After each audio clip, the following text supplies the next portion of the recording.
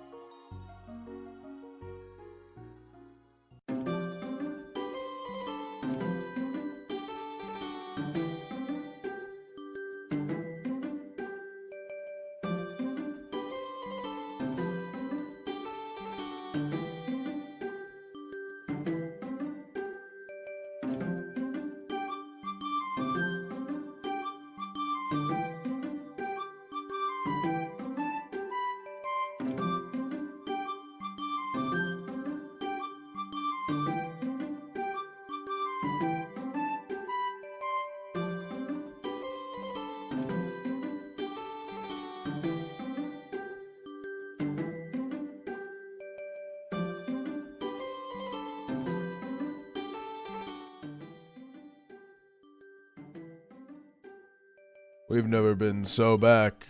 Hello. Hello, everyone. Motorsports, it's been a minute. Welcome in, buddy. How you doing, man? Second here. Bada bing, bada boom. When I walk up in the room, dollar. Hello, hello. How are you? It's fuck. It's not even Thursday, is it? Oh, I wanna go to bed, man. I want a weekend. When.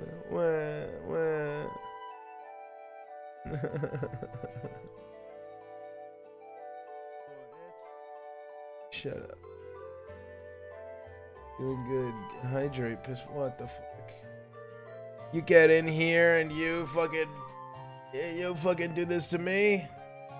Dare you? Sip, sip, sip. Sippity, sip, sip.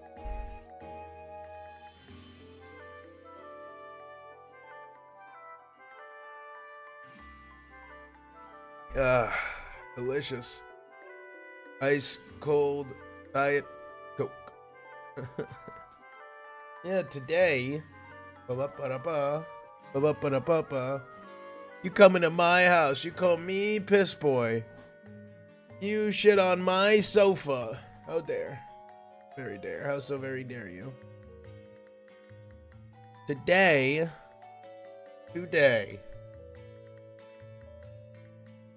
We are gonna be clearing out my watch later list. So on YouTube, I've been trying not to watch any interesting videos that are like, whenever I come across them, usually I'll watch them and then I'll like listen to them or whatever. But I really wanted to save some for stream. I wanted to watch it with you guys because I was having fun last week when we watched all those video essays. Well, I'm not having a good day. Well, I hope it gets better, buddy. Hopefully we get some good stuff for you. This week do be pretty garbaggio. Like the draft class. I remember making draft classes for Madden. It was always such a long process. Let's see. What do I want to start with?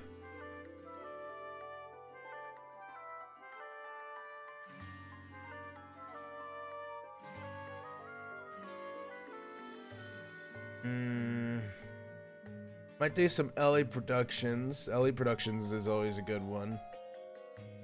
Amp Lemon is on here.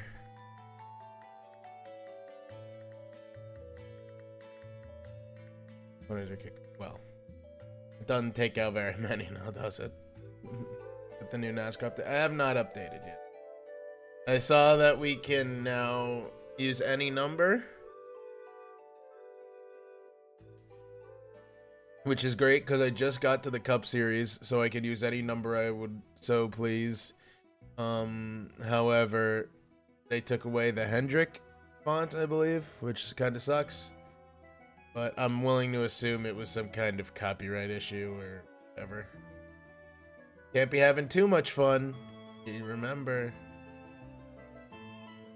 You remember, you gotta, you know, be, can't be having too much fun. Otherwise, they'll come slam your ass down. On the bright side, we haven't done our Cup Series. We haven't started our Cup Series career yet. We won 15 races in Xfinity and then lost the championship, which was very heartbreaking because of this stupid fucking point system, but whatever. We're gonna somehow do something better in the Cup Series. 6 7 6 7 6 7 6 7 6 7 6 7. Yeah, I had one race where I didn't finish in the top 10. And that race was Darlington, and I finished 11th. So my lowest finish in the season was 11th, and I didn't win the championship. Oh, God. Not having a season-long format is so bad. Expect Xfinity and win it? Maybe. I'm thinking once I get to Cup, what I might do is... you know, race and Cup, win a championship there, and then go back to Xfinity and trucks, and then try to win the championship again. It really does just come down to,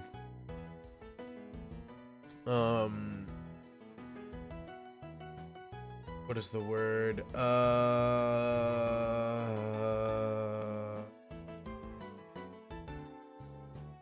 I just need to get a little better at Phoenix. I can never win at Phoenix.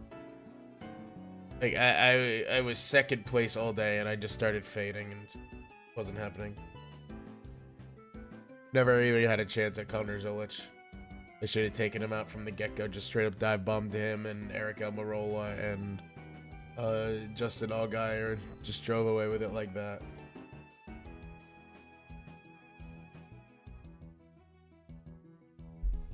But at least we know the way we want to race now whenever we get to the cup. And hopefully start winning. We saved up like 1.5 million, I think, to work with. To rock and roll with. I don't know how far that's going to get me in equipment. But at least our first two races are... our first two races are... the drafting tracks, which we're usually good at. And then we go to Coda. And we don't have to have a good car to like...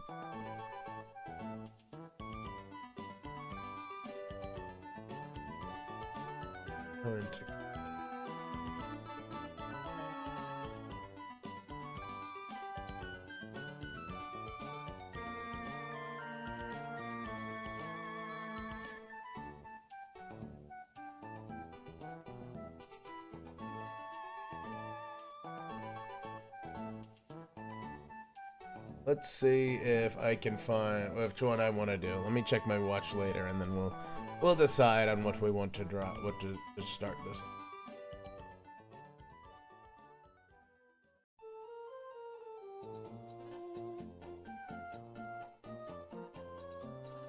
I have one up that is it's an Lemon, which you were talking about last time, I think.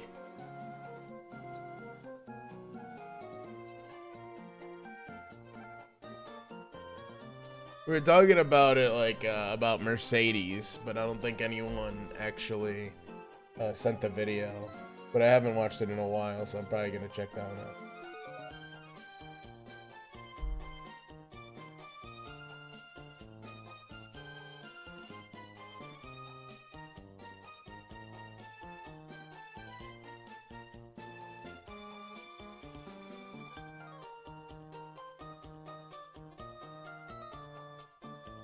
I'm probably going to another Wendigoon video too. All right, well, let's start with the Lemon video, and we'll just kind of go feel it out from there. Okay? Okay. Shut up, Pokemon music. I said shut up, Pokemon music. You got videos to watch, baby. Over a little bit. Yo. Ba ba ba bing, ba ba ba bong, libbity shlib shub shlong. All right, everybody get cozy. We're watching Racing's Most Bizarre Accident by Lemon. The invention of the automobile predates the invention of the airplane by just 17 years, which many may find surprising. After all, driving is far more simple than flying, so it stands to reason that we should have figured out one long before the other. But as it turns out, these two things have always been a lot closer than you'd expect. Officially, the first motor vehicle was patented by Carl Benz in 1886. It sold for the equivalent of $5,000 and at a top speed of 10 miles per hour. Oh shit, this you're racing. $5,000 $5,000. usher in the automotive world we know today. And as soon as we had cars, it was only a matter of time before we started racing them. What is One this? of the pioneers of motorsport was a man by the name of Wilhelm Bauer, who would test drive vehicles for German automaker DMG. On March 30th, 1900, Bauer was slated to race the company's new Phoenix model at the Turbie Hill Climb in France. Whoa. However, in the first corner, he lost control and suffered a fatal accident. Oh my god. By most accounts, Wilhelm Bauer had become the very first death in motorsports. It would be the last time the Phoenix ever raced. However, out of the ashes of the tragedy, DMG executive 125 years of improve upon his initial design. Huh? Over the next few months, he oversaw the development of a revolutionary new model. Unlike the horseless carriages that preceded it, this vehicle would be the first to truly resemble the cars of today. During the production process, Jelinek decided to title the model after his 11-year-old daughter. As fate would have it, this unsuspecting girl would forever be intertwined with the longest-running car brand in the world. Her name was Mercedes. Wow. In the following years, the new model would dazzle the automotive industry, becoming popular with many of the most powerful people on the planet. Its meteoric success would turn DMG into a commercial juggernaut. In 1926, they would merge with Carl Benz's company to solidify the present-day nomenclature of Mercedes-Benz. By this point, the temperament of Germany had changed considerably. The car brand, which had originally shared its name nothing with going a on in that Jewish time child, period, would huh? soon become the favorite of one Adolf Hitler. By the Second World War, Mercedes had to momentarily divert their resources away from car production, as their focus shifted from the road to the skies. Daimler-Benz would be one of several companies commissioned by the Third Reich to construct engines for German fighter jets. Mercedes' horsepower would be instrumental in the Blitzkrieg, which terrorized Europe for more than half a decade. All of a sudden, what was once a simple luxury car brand had fallen into an insidious fate. To satisfy the enormous demands what an of image. wartime production, the company would resort to using forced labor, much of which came directly from concentration camps. When it was all said and done, the rest of the world had discovered a powerful omen. When Mercedes start flying, it's usually a sign that something has gone seriously wrong. Oh shit. Officially, the Germans surrendered in the May of 1945. Insane foreshadowing, huh? However, in many aspects, the war never Grand Theft Auto really music, ended. hold on. It had simply moved to a new battleground. By the 1950s, the Germans and English had taken the fight to the racetrack, and out of all the venues in motorsports, none was more prestigious than Le Mans. Le Mans. Since the birth of auto racing, France's premier endurance event has stood as the ultimate test of man and machine. For 24 hours, competitors must navigate the When is Le high-speed Mans? circuit, a process 2026. made especially challenging by the 3-mile-long Mulsanne Straight. The section is one of the fastest parts of any course in the world. Ordinarily a public highway, the road surface is bumpy and abrasive, placing tremendous strain on engines as vehicles approach their top speed. In order to win at Le Mans, race teams must strike a delicate balance between performance and longevity. This unique test of engineering skill would attract the industry's top manufacturers. By the 1950s, Mercedes had established itself as one of the teams to beat with their iconic Silver Arrow. They spent the early part of the decade trading wins with Jaguar and Ferrari, who had entered into an automotive arms race. By 1955, the rivalry would reach its breaking point. Oh, I know this one. Years of rapid innovation had contributed to higher top speeds than ever before. Whoa, they're beyond blazing what the fast. existing infrastructure was designed to support. An hour into the race, Jaguar driver Mike Hawthorne set the lap record for the circuit. Just moments later, he would instigate the biggest disaster in racing history. On the 35th lap, Hawthorne slowed abruptly to begin his pit cycle, forcing Austin Healey driver Lance Macklin to swerve around him. In the commotion, Mercedes driver Pierre Levay collided with Macklin, launching his vehicle airborne at over 120 miles per hour, directly into the crowd. And just like that, a Mercedes was flying again.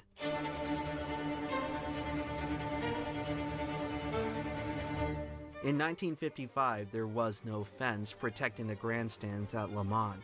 Debris from Levay's disintegrating car blasted the spectators at full force. In the blink of an eye, more than 80 people had perished. The world of motorsports had arrived at its Armageddon, and Mercedes found itself at ground zero. Unbelievably, the race was not stopped. Crews gradually cleaned up the track as drivers continued to blow past at full speed. By now, Levay's demolished car had burst into flames. The fire department was unable to extinguish the magnesium chassis, which just sat there, burning for hours. Lap after lap, Mercedes' remaining entry had to drive past the hellish remains of its mirror image. It's hard to say when exactly Europe moved on from the Second World War, but it was clear at this point that Germany's greatest manufacturer still had some sort of cosmic debt to pay. As night fell, Mercedes had taken the lead, and the gruesome details of the tragedy began to emerge. After hours of witnessing the same unnerving display, the team had seen enough. When the clock struck midnight, the race director decided not to tempt fate any further. Mercedes withdrew from the race, just 12 hours from victory.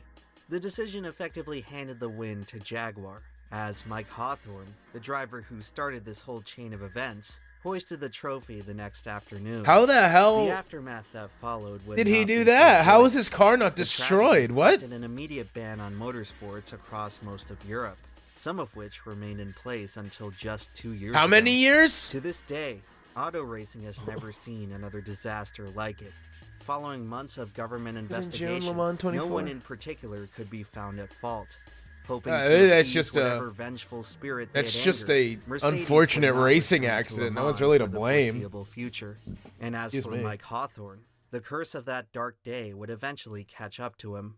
Just 4 years later, he was fatally injured in a road accident, What the losing control of his Jaguar while attempting to pass a Mercedes. No fucking shot. Are you kidding me? As the years went on, racing eventually returned.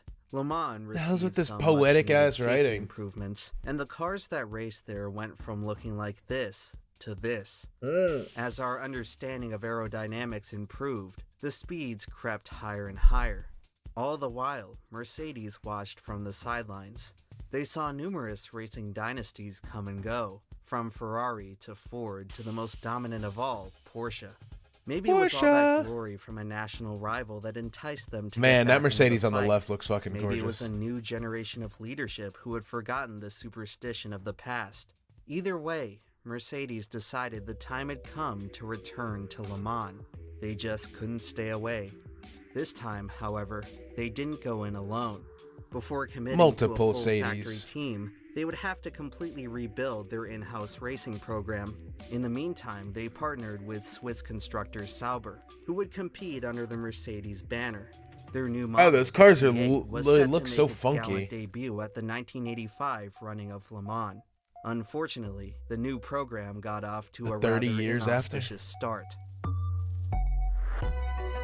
What the fuck? What was that about? What? Excuse me? 30 years later and nothing had changed. The moment Mercedes returned to Le Mans, they were once again sent airborne. Although this time, the circumstances of the incident were quite different. The front end gets light and over 140 and wants to lift off and fly to Hawaii. By the 1980s, race cars were beginning to reach unthinkable speeds, largely due to innovations in controlling downforce. As a car cuts through the air, the body can be sculpted in a way so that the resulting pressure sticks the car to the racing surface, increasing grip. However, at certain unstable orientations, downforce can be overpowered by lift, sending the car upward. Under the most extreme speeds, such as the ones at the end of the Mulsanne Strait, drivers were becoming increasingly susceptible to taking off. For Mercedes, this new incident of terror certainly didn't bode well for their racing return, but they were able to come out of it mostly unscathed. Driver John Nielsen walked away from the wreck in one piece, and since it occurred during a practice session, it was hardly documented. Despite the I rude can't awakening, believe that fucking Mercedes happened. would What? Carry on. Starting in 1987, What a fucking the wild team crash. would debut the new and improved Sauber Oh, C9. that looks hot too. Despite showing promising lap times, the model struggled to stay on track. 4 years into their Le Mans return, Mercedes had failed to finish Okay, that a one looks single goofy. race, That one also but looks their goofy. fortunes would turn around after the return of a familiar foe. Oh, In 1988, Jaguar was victorious at Le Mans for the first time in 30 years.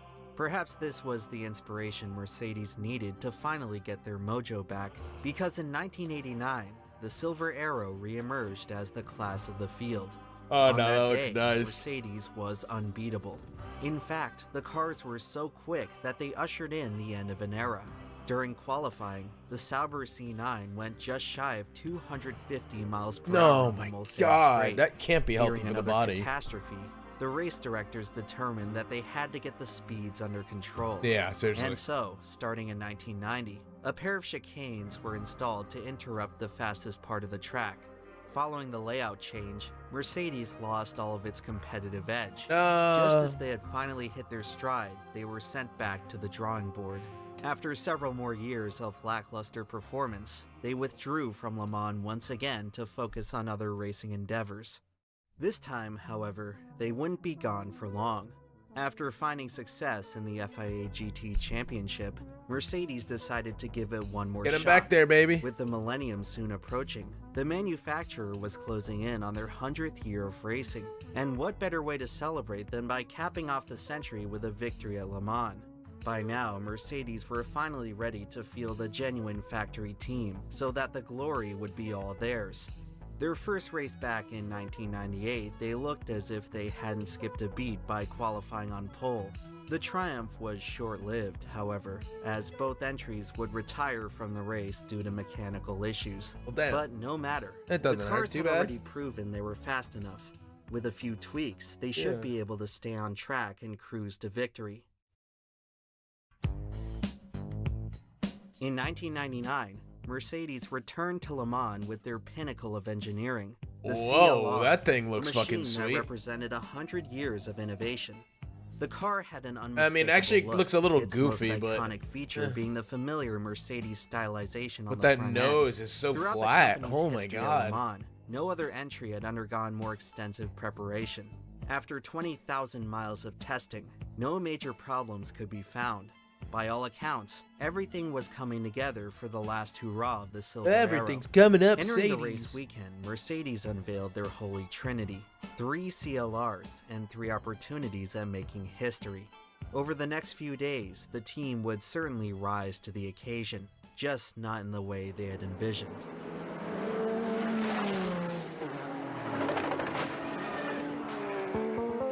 Whoa.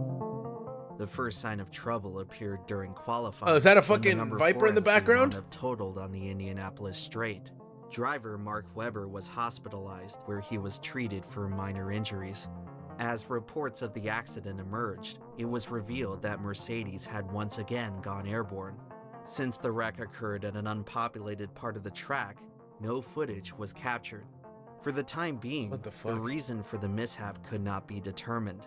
Was it just a freak accident? or Hey, possibly Texan, something welcome more? in. Despite the ominous Yeah, I've been turn wanting of to watch events, this. Mercedes would not be discouraged.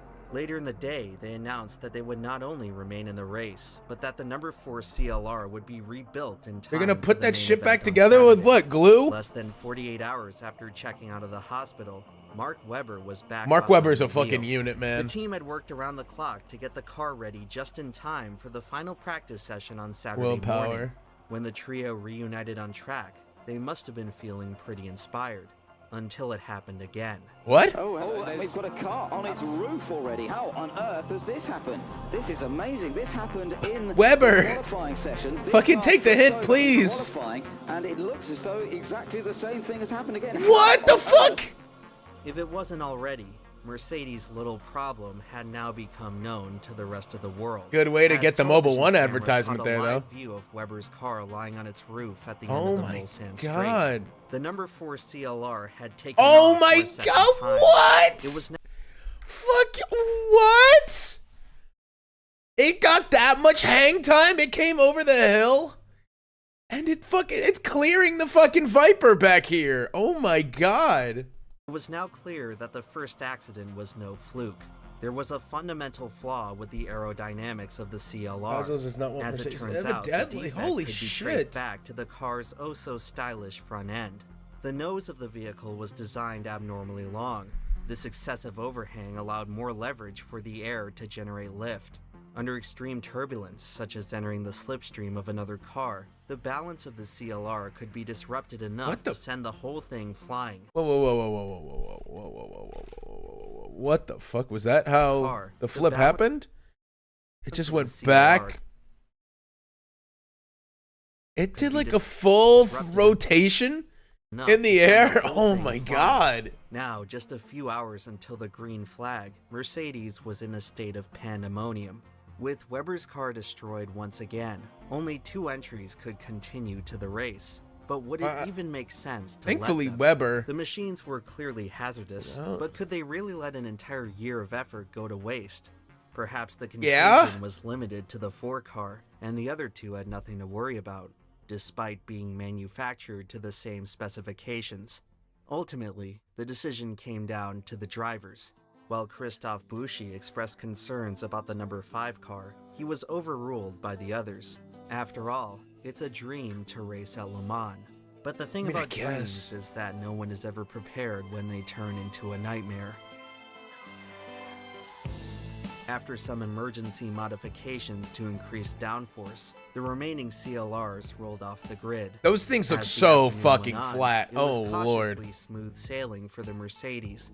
Bouchy's concerns appeared to be assuaged, as he made it to the first driver swap without incident. Oh, yeah. Replacing Good job, him in buddy. the 5 car was Peter Dumbreck, who would carry on into the evening. As dusk began to fall, Dumbreck had worked his way up to a battle for second with one of the Toyotas. When the pair entered the Indianapolis Straight, they turned to face the setting sun. With the drivers momentarily blinded, the Mercedes drew ever so close to the back of the Toyota. The rest, as they say, is history. What? What?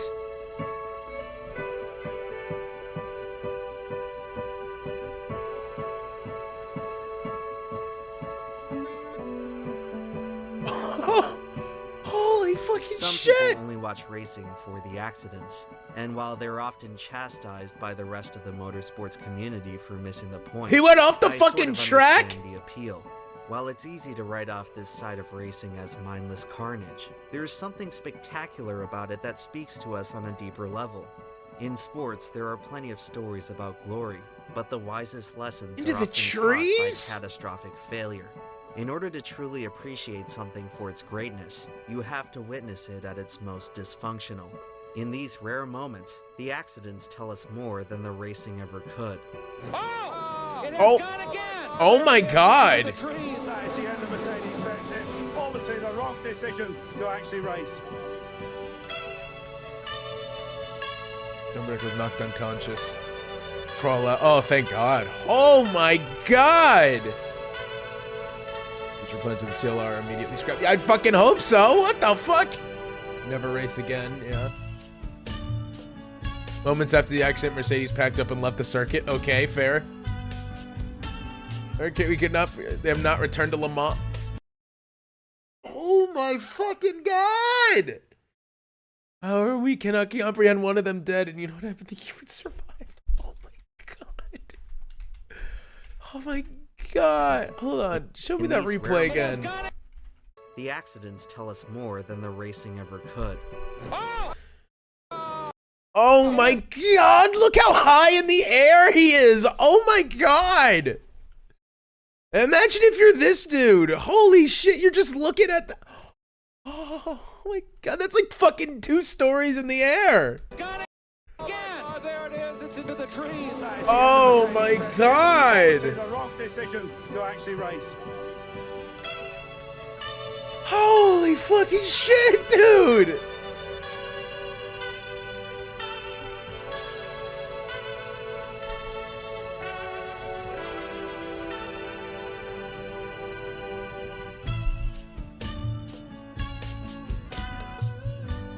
Oh, fuck. We gotta keep an eye out if Mercedes ever returns to Le Mans.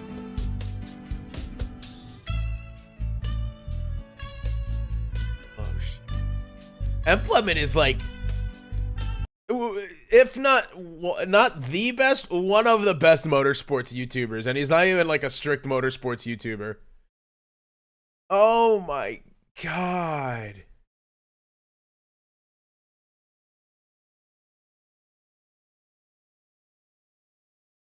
Hey, Barco, welcome. Oh my fuck, dude. Holy shit. That's fucking nuts. Oh.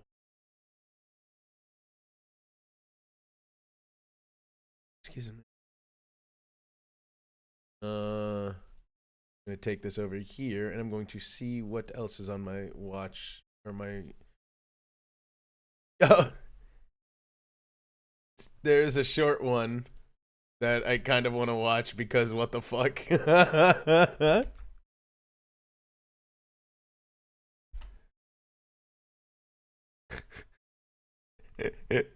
This was like a mythical refresh poll. This is, could prime Tom Brady handle the 1939 to 1941 German Blitz? From 1939 to 1941, nobody, and I mean nobody, in the League of Nations could handle the extreme six-man blitz package of the German Wehrmacht. Even blue blood franchises like the French, with their Imagine O-line, found their pocket quickly. Imagine O-line. Lightning speed of the German pass rush. In its heyday, this natty socialist winning blitz strategy was super effective, both at home and on the road against Germany's Eastern and Western Conference rivals. I see. That is, until it all came crashing down. That was a penis. Well, it was the Battle of the Bulge, ain't it? Bowl at Stalingrad Stadium. Stalingrad Stadium! Oh. But one question many sports historians have... The fucking lower third. Is Brady too old to be facing an armored panzer unit? Asked over and over again is, could seven-time Super Bowl champ Tom Brady move the sticks against the German blitz? Or would the Wehrmacht's pass rush force the veteran Patriots quarterback to fumble as bad as the British and the French did at Dunkirk? Me? Now we can't go any further. Brady versus a Tiger 2. Who do you got? Addressing several of the controversies surrounding the infamous German Blitz. For starters, Germany would often line up its pass rush over a country's line of scrimmage before making a formal declaration of war, meaning they were almost always offsides. Wow. They also blitz through neutral countries. Unbelievable. Which of course is a blatant neutral zone infraction penalty. And it's also important fucking to note cheaters, that man. throughout World War II, many German soldiers on the front lines failed drug tests and were caught numerous times using performance-enhancing drugs. Unbelievable. Can't even keep it clean. Now, why weren't any of these egregious penalties called? It's clearly rigged. Wasn't SSEC biased? Actually, it's because in this time period, the League of Nations commissioner didn't like to intervene in officiating decisions. I see. He preferred a let the boys play. Let the boys play. That's what I'm saying. War crimes. So, in an era when cheating both on and off the battlefield was overlooked, who better to fight fire with fire than the New England Patriots under Bill Belichick and Tom Brady? I know what critics Neil deGrasse Tyson? Yes. Don't even start Yes, it was. to make this argument that Thomas Brady could handle the German Blitz. Even with some of the most impressive blitz. How many? What's his completion percentage? Oh, crazy. History of the league. There's no way Brady could get a pass off faster than a Schwer SDKFZ 231 Panzer Sparwagen could bulldoze his O-line and sack him in the pocket. Unbelievable. Well, So fucking washed. Perchance that somebody, prior to the start of the game, took all the Sparwagens into the bathroom at Foxborough Stadium for 90 seconds. And then all of a sudden, their tires were deflated. Oh, the deflation! Of the game.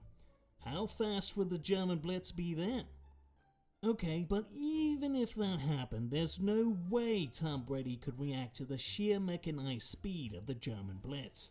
Well, what if, with the help of the OSS, Alan turning and having your team's photographers record footage of the German sideline, the Patriots had access to decoded Enigma signals, meaning they would know every play call they knew before the everything. German Oh, soldiers they're even cheating. They're stepped stealing. onto They're the stealing field. signs. It wouldn't be that hard to beat a blitz with a simple slant route if you knew exactly how and when it was coming at you. So as long as we level the battlefield by allowing both teams to cheat, all I'm gonna say is one side in this scenario has 7 Super Bowls, and the other has 0 World Wars. Ooh, cringe. Do the math. Dude, imagine never winning a... Why am I watching Tato? Hello, Tato? All right. Oh, dude, what the fuck? How do you just gonna end that on a burn? You just end that on a fucking burn. 0 championships, fucking cringe, man. Imagine never winning a Big Ten championship. Fucking losers. Losers. Can't fucking get anything done right. Losers. You know Tato is your sister? Is she single?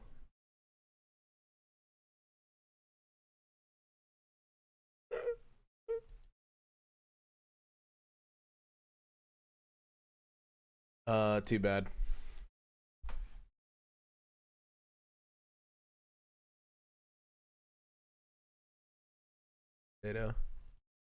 Potato.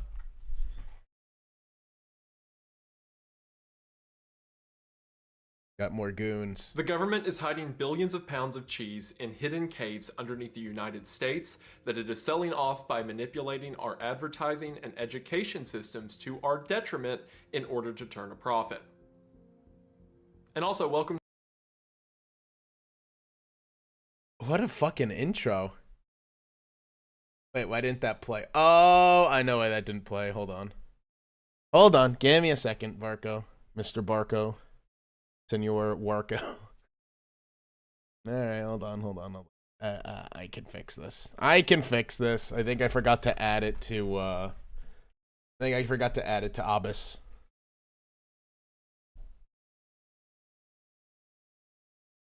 One second. Where's the alerts?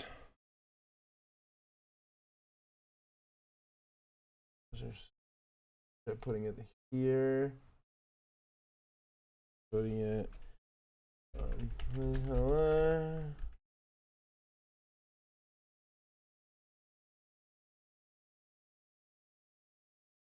do it over here.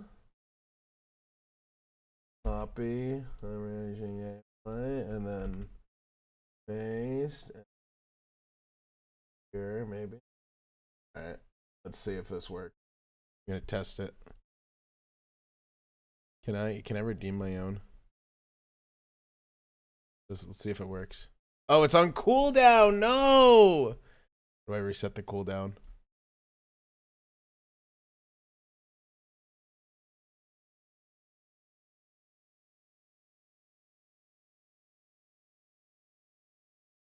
Oh. I can't believe poor Barco spent his points like that.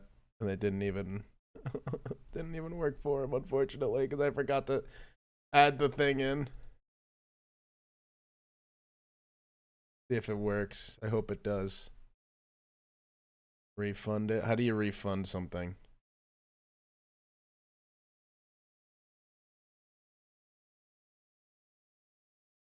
How do you refund it? How does refund? Can I do refund? No.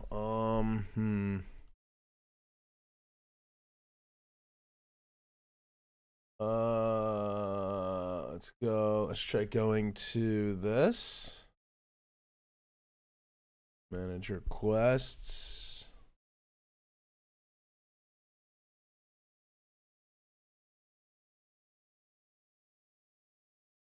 Can I refund? How does one refund? Help me. How to refund channel points.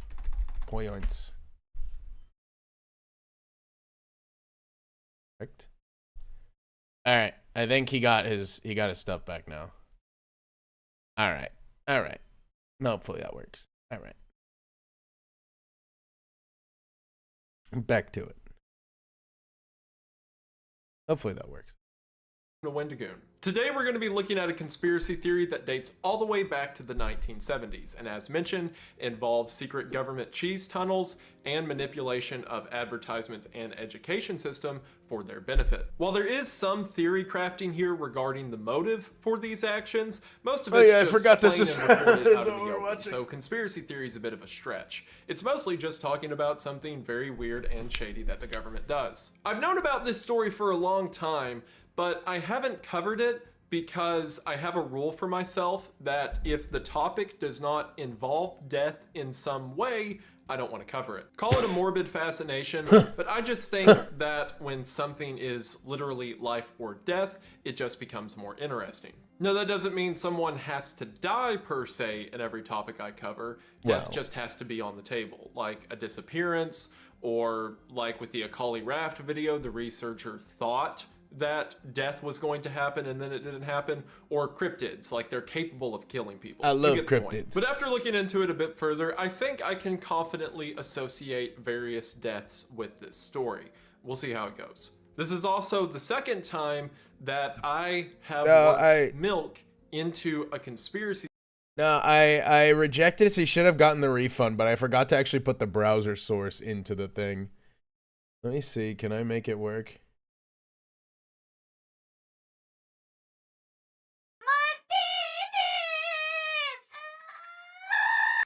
There you go. Now it works. Hi, Tato. Whoops. Now I have to put that cooldown on. Got the refund. Yeah. Quick, before they spam it, turn the cooldown on. Fuck. Edit. Cooldown. Save. All right, we're good. We're back to it. Theory regarding the government overlooking the well-being of its citizens while wearing this shirt. And that's an opportunity I couldn't pass up. So hopefully you decide to stick around and see what this rabbit hole's all about. The one thing I want to mention before we get started is that right now, for a limited time, the Legacy of the Mothman poster is available. That goes crazy. A lot of people probably remember the Legacy of the Wendigo poster that I did a few months ago, and you all were so supportive with that, Invis wanted to keep the cryptid theme going. So here we have Legacy of the Mothman. Where's the Legacy of the Werewolf? Over a small town of Point Pleasant during the winter, and I love the design of the Mothman. It's a combination of cute and creepy, and I love the flashlight, and I love the mountains. I love everything about it. They did a fantastic job on the design. The poster is available in 2 sizes at the link in the description. It will only be available for probably another week, if that, and then they're gone forever. So if you're interested, get in on that while you can. Thank you so much to everyone who has already purchased one, and so much to those who sold out the signed copies in under 5 minutes. I can't even wrap my head around that.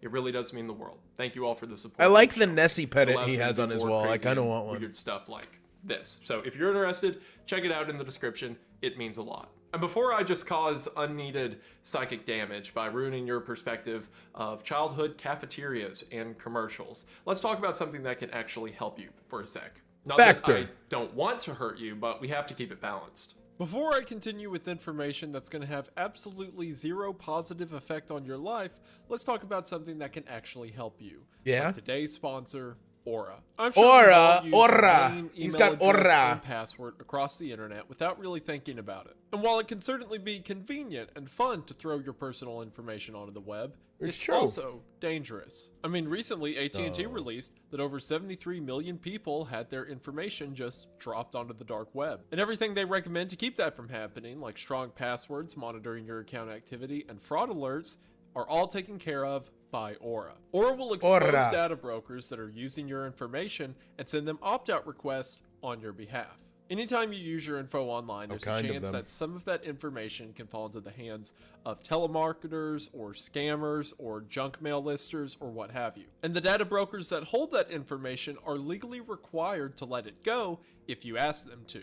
However, the process can be very tricky and because that's what keeps the Please don't steal my data. Aura is here to do the hard part I guess we can let it go. Because not only will it automatically scan the internet. Stand down, everyone. He said he doesn't want his bank account hacked. Send an opt-out request on your behalf. Not only does this make your information more secure, but it also opts you out of things like telemarketer calls or junk mail lists, or it even monitors your email and passwords to see if they were a part of a data breach and then gives you advice on what to do from there. In preparation for using Aura in an ad, I ran a check on my email, and lo and behold, some of my information had fallen into the wrong hands, and Aura helped me get that cleared up. So they've already got my vote. On top of that, the Aura app has a VPN, a password Aura. manager, real-time credit and identity theft monitoring, and malware protection. The Aura app even has family tools like monitoring screen time, Not or the preventing Minecraft. harmful websites from popping up. Block Aura Disney is Plus. pretty much Block every Disney. internet safety tool you could ever need in one app. The internet can be fun and important, especially when you use it to watch a college dropout talk about cheese tunnels. So have Aura put your mind at ease and let them worry about all of the bad so you can get back to what's good. And speaking of good, there's never been a better time to get in on this offer. That's because if you head to the link in the description at aura.com/Wendigoon, you will be able to try Aura for 2 weeks absolutely free. That is right. Get Aura for free for 14 days. Sadly, you're probably going to be amazed by all of the information of yours they find just floating around on the web. But you can get that taken care of and see if Aura's right for you again at I'm Wendigooning it. aura.com/Wendigoon Who up Wendigooning it right to get now? in on this I need incredible the internet realest defense tool Wendigooners in today. chat. Thank you all so much for watching the ad. Thank you I so love much to Aura Wendigooning for it. sponsoring I the Wendigoon video. it like Really at does mean least the most. once or twice Hope a you all week. check them out. Link is in the description, and we are back to the video. We are going to go ahead and get into it, but as always, thank you for watching. Thank you for So the watching. reason this conspiracy and cheese caves and all of that exist in the Cheese first place caves. is because of dairy. Dairy for the past several centuries has been an incredibly important cornerstone within the world economy. Not only are dairy products like milk and cheese bought and sold in massive quantities across the world, but typically the farmers who are responsible for dairy production are also responsible for several other aspects of food production as well. So not only are these farmers important because things like growing crops or raising cattle tends to be the first step in an entire ecosystem of consumption, but because if those farmers don't do well, then the trade routes that move the product doesn't do well, and the marketplaces that sell the product doesn't do well either. Then they because also of this, die. It's normally in the government's interest to make sure that first level producers like farms are doing okay. And this is the very concern that arose during the Great Depression in 1933. In 1933, FDR, under his New Deal, created something called the Commodity Credit Corporation, or the CCC. The purpose of this corporation was to monitor and manage various important markets. Hey man, within what do you the work United for? States. Oh, I'm an agent Now, at the CCC did a lot of stuff around the Depression era that is important historically, but for the sake of our story, we're are the concerned legend. about its He going certainly on was in a president. 1948. See, initially the CCC was just a corporation that was set up by the government, and even though it had assistance and oversight from the government, it was technically its own thing. That wasn't until in 1948 when it became a wholly federal entity. Meaning that what operates and appears as its own corporation that just has the better interest of farmers in mind, when you go digging, its CEO is the Department of Agriculture. That It's in me, itself is actually, nothing Len new. There's Meringue. plenty Vote of for Len companies Meringue as that the sort of CEO of- operate autonomously and are kind of extra arms for the United States government. Well, in 1949, the Department of Agriculture gave the CCC permission to buy excess dairy off of farmers. So why would the government need to do this, right? Or do you Well, want let's to be the think about it. commissioner of the... If at any point there is too much dairy production she's fine for with it. the American rate of consumption, so in other words, if farmers are producing in excess of what people are buying, what was that? then that You're gonna means remove that Texan the price skin? of dairy will go down. Oh. If the price of dairy goes down, that means You're gonna the do what farmers to are being Haruka? paid Whoa. less. If someone Oh, is I won't being tell 'em that paid much. less, then that means there is a chance that they are going to go out of business. If they don't meet the minimum requirements for operating costs, they could go belly up. Now, in business, this is a thing that happens a lot. People go bankrupt, people go out of business. Who cares, Maybe you right? should learn Well, your while that place may be over fine there. For independent companies that are just looking to turn a profit, the government views dairy as a vital corner of the industry, as explained earlier. Because you could look at any point in history and say, sure, the price of dairy is low right now. Who cares if a few farmers go belly up? That's how markets work. But what happens Then if 5 it's years from now, treason then. there becomes more of a demand for dairy and the price of it goes up, and now you don't have enough people supplying the goods for consumers to buy. And because the government views dairy as vital for American well-being, they can't let that happen. So in 1949, the CCC begins to buy up dairy from farmers whenever it's in excess to stabilize the markets. And then whenever the dairy market becomes in scarcity because there's not enough of it, they release some of that dairy back onto the market, keeping the Or at least entire decrease... dairy Hold on. industry within a... Wait. Go back to that goon. The Or at least decrease their buying and supply dairy to potential buyers, such as government agencies. Within a nice median. Something, supply and demand, whatever. This is all well and good for about 25 years, but then things change in 1973. Vietnam. In 1973, the United States ran into an energy crisis. The whole energy crisis is an interesting story in its own right, but the short version is a lot of stuff runs on electricity and oil, and we were having trouble getting both of those. It sure is a good thing we Primarily worked out oil, of some electricity very was a side effect. diplomatic negotiations in the Middle East. Am I right, boys? Where the energy crisis relates to our story is, again, because of all those supply chains and markets I mentioned earlier. A side effect of the energy crisis was the price of dairy rose by about 30%. This is getting into the danger zone of people from low-income housing no longer being able to afford dairy, and that not only affects that individual's livelihood and health, but as mentioned, Price of milk will rise by 3 or 4 cents a quart. Okay, I thought that said rise from 3 to 4. dairy, and that not only affects that individual's livelihood and health, but as mentioned earlier, if people aren't buying, the whole market does bad. So the government tries to step in, and as they always do, they just start regulating stuff. Basically, farmers were being told that they need to produce more dairy, but also they can't sell it for as much as the market demands. Meaning that for a couple years, the entire nation's dairy industry, and ergo meat, food production, all of it, was almost in the gutter. So in 1977, Jimmy Carter promised to pour $2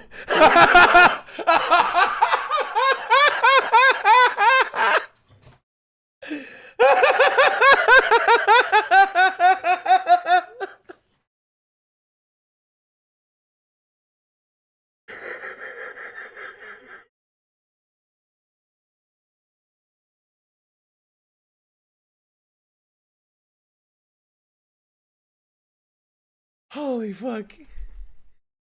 Ergo, meat, food production, all of it was almost in the gutter. So in 1977, Jimmy Carter promised to pour $2 billion into the dairy industry to once again artificially sustain its success over time. Because if it goes, a lot of other stuff goes too. What did that $2 billion go to, you may ask? Well, Jimmy Carter said that any excess dairy that is produced by dairy farms would be bought by the federal government. See, the Department of Agriculture through the CCC had been buying up dairy for years now. That was nothing new. However, before, the amount of excess dairy that was bought up was a strategic amount to make sure that there is enough scarcity to keep the prices up enough to keep the farms running. But now that Jimmy Carter has said any excess dairy will be bought up, well, that means, I mean, you can figure it out. Because the farmers who were previously afraid of producing too much dairy, because, you know, if you produce too much, not only are you flooding the market, but also you are raising your cost of production, you are buying more equipment, more farm hands, more cows. Those guys who were afraid of overcommitting are now being told whatever amount of dairy you produce will be sold. So do the math. If you're a dairy farmer, I'm sending that shit to the moon, baby. Considered the concept of maybe one day getting into dairy, how much dairy are you going to make? That's right, as much as you possibly can. And yes, while this did fix the rising prices of dairy, it created an entirely new problem. Too much milk. Unless you have hundreds of miles worth of refrigerators, which would be an entirely new energy crisis if you produce that much, there's no way to keep milk for a long period of time. The government realized this, but also realized that what you can keep for a long period of time is dehydrated milk, butter, and cheese. Cheese being the easiest to store, the government immediately took... Government also bought up dehydrated milk, 2 L's, and butter, but cheese was both easy to store and use in the future. All of this excess milk that they were buying and turned it into cheese. However, the amount of dairy and now cheese that the government was taking in was far in excess than any amount they could flood back into the marketplace to stabilize the markets later. So the government just had to keep buying cheese and holding it. Where did they put the cheese, you may ask? Well, pretty much anywhere they could find it. They used old warehouses, old bunkers, old food storage facilities. The largest facility and the most famous one Cheese that cave. this video is titled after is near Kansas City, Missouri, near Interstate 435. I knew it was those fucking Chiefs. They're at it again. An underground limestone cave that was naturally cool all year long. So they turned it into a giant cheese storage facility that holds hundreds of millions of pounds worth of cheese at a 36 degrees Fahrenheit temperature. And yeah, they just leave giant wheels of cheese in there. And hundreds of millions of pounds is not an exaggeration. By most estimates, around 1980, the government had stored about 500 million pounds of cheese that it couldn't do anything with. Not only that, but the incentive to overproduce never went away because the government was still buying up anything in excess. So they didn't just buy a massive lump of dairy and henceforth cheese during the energy crisis, they were still buying it up for years and years. Now the whole underground cheese cave stuff was kept mostly out of the public eye and just known by people, you know, in the know at like the Department of Agriculture and stuff. That was until December of 1981. It was then on December 2nd of 1981 that John R. Block, Secretary of Agriculture, showed up to the White House with a moldy block of cheese. He held it up to reporters and said that there are 60 million more of these that the government is doing nothing with. This spurred a lot of commotion about government wastefulness from journalists and Americans alike. So later that same month, President Ronald Reagan said that the cheese would begin to be moved into government welfare programs. Initially, Reagan committed to sending 30 million pounds of the cheese into welfare programs, but eventually like 300 million pounds were sent out. And you may think, oh, well, that's like over half of the cheese supply. Keep in mind, the government is still buying cheese as they are sending it out the door. It was incorporated into the Temporary Emergency Food Assistance Program and has forever been known as government cheese. Government cheese is referenced in a lot of American culture, from songs to stories. Some people look at it fondly, Miss like American people when they were a kid and would eat, you know, grilled cheese sandwiches with it. Other people view it harshly, that it was a sign of poverty, what have you. Either way, most people don't know that this government cheese program that ended in the 1990s actually came from this entire weird series of market control that I've mentioned up till now. Aside from that, the government continued to buy up dairy from farmers until around 2014 when the program ended because the markets kind of figured themselves out. And you may hear that and think, oh, okay, does that mean that they ended up giving away or running out of all of this excess cheese? No. Those same storage facilities that are now managed by the USDA, rather than having 500 million pounds worth of cheese in them, now have somewhere around 1.4 billion pounds of cheese in them. But in spite of that, the government isn't buying it up anymore. At least not to the same degree they were previously.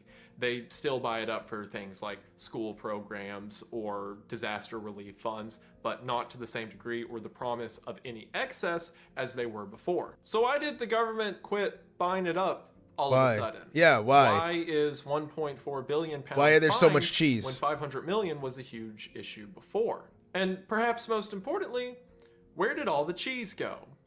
And that's where we get into the conspiracy. Again, this isn't so much a conspiracy as much as it is a series of conveniences for the federal government. So put yourself in the federal government's shoes in the 1980s. Peas the cheese gods. A cheese the cheese gods. Buy dairy from farmers. Well, you can't quit buying it because now the system has got large enough to a point that if you quit, there could be a market crash that could have repercussions across the entire economy. You can't throw all of your cheese onto the marketplace because that will flood the markets, and what I just said will happen, but in a different direction. Effectively, the government has become a whale that is buying so much of the product that if the whale were to disappear, it would crash out the whole market. So the government scratches its chin and says, what if, instead of us continuing to buy it to this degree, what if we push that responsibility onto the American public? What if we stop increasing the amount of cheese bought and instead increase the need to buy cheese? Well, to understand how that happened, you have to understand something called a commodity checkoff program. Commodity checkoff programs are effectively checkoff programs, also referred to as research and promotion programs, Promote and provide research and information for a particular agricultural commodity without reference to scientific producers or brands. The term checkoff is derived from historical programs that were not mandatory. Producers marked a checkoff box as if they wish to contribute to the program. Programs have evolved to now include mandatory programs that do not have such forms, but the name has remained. Producers and handlers usually finance these programs and assessments charged on a per unit basis of the marketed commodity. While these programs have basic similarities, they can differ considerably in terms of legal and regulatory boundaries, administration, and operation, as described by the National Agriculture Law Center. Brandless advertisement and marketing. Sort of.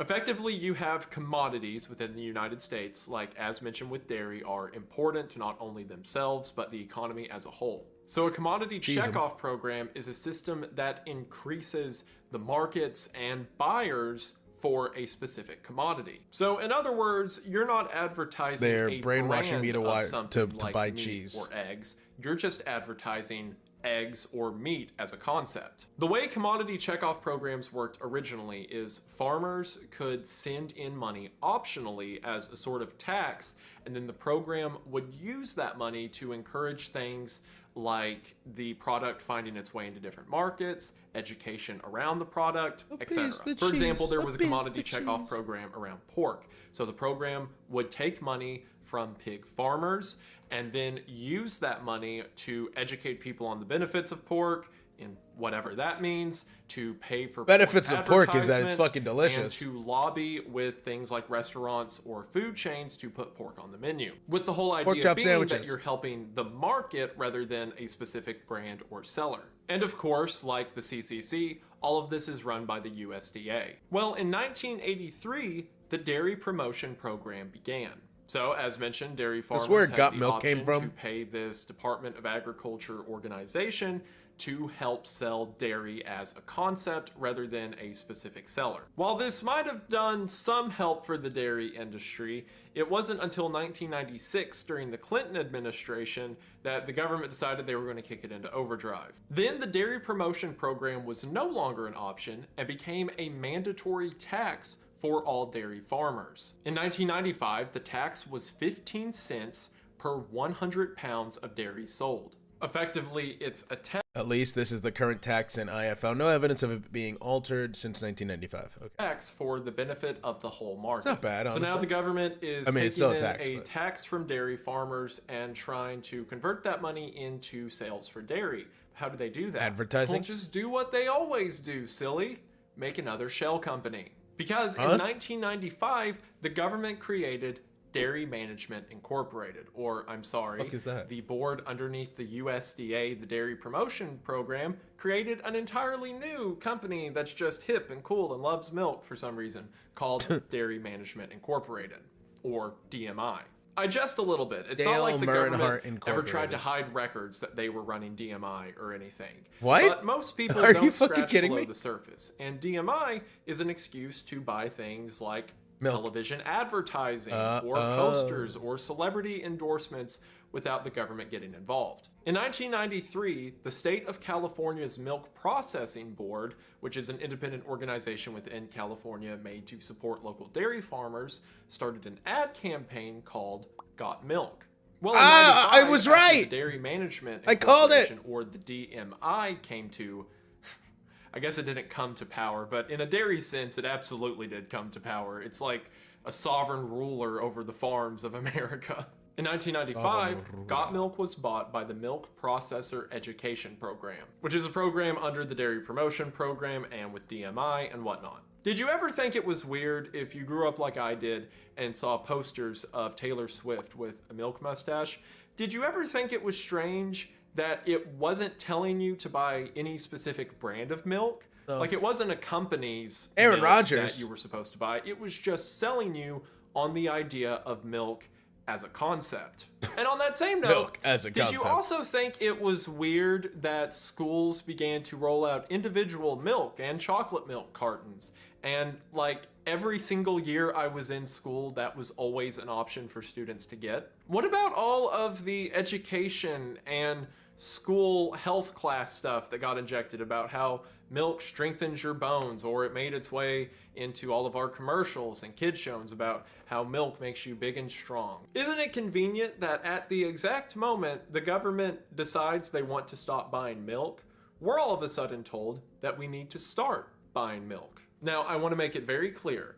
I am not saying any of this to imply or suggest that milk is bad for you or you shouldn't drink it. It is infinitely healthier for a child to be drinking a carton of milk at school than for them to drink a soft drink. It is good for you. Okay, it does fair. help with your body's development, but those are all coincidental to the government's actual goal. Milk was touted as a superfood because the feds needed someone to foot the bill. The fact that it was healthy is just a cool coincidence. It is not the praxis of getting people to drink milk that is the issue. It's the motivation behind it that hold should on be a second. called into question. Hold on. So, like, like, Got Milk went away for a while, right? Like, I haven't seen anything in a long time for Got Milk. But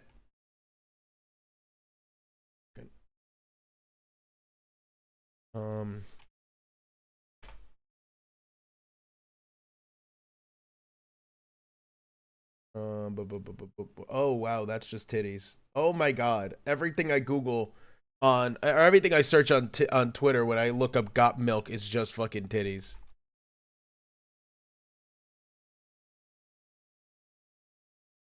This is not what I'm asking for.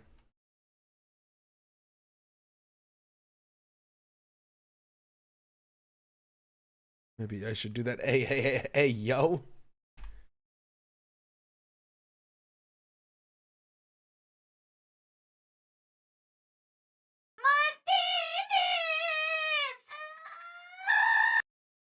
Thank you, Texan. That was the reaction I had. Haha.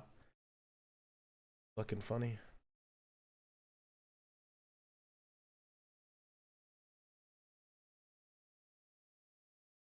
I gotta find this. I could have swore I just saw something on.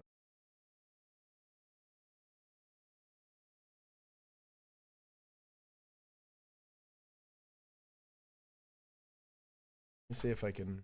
Hold on. One moment. I think I know a way to find.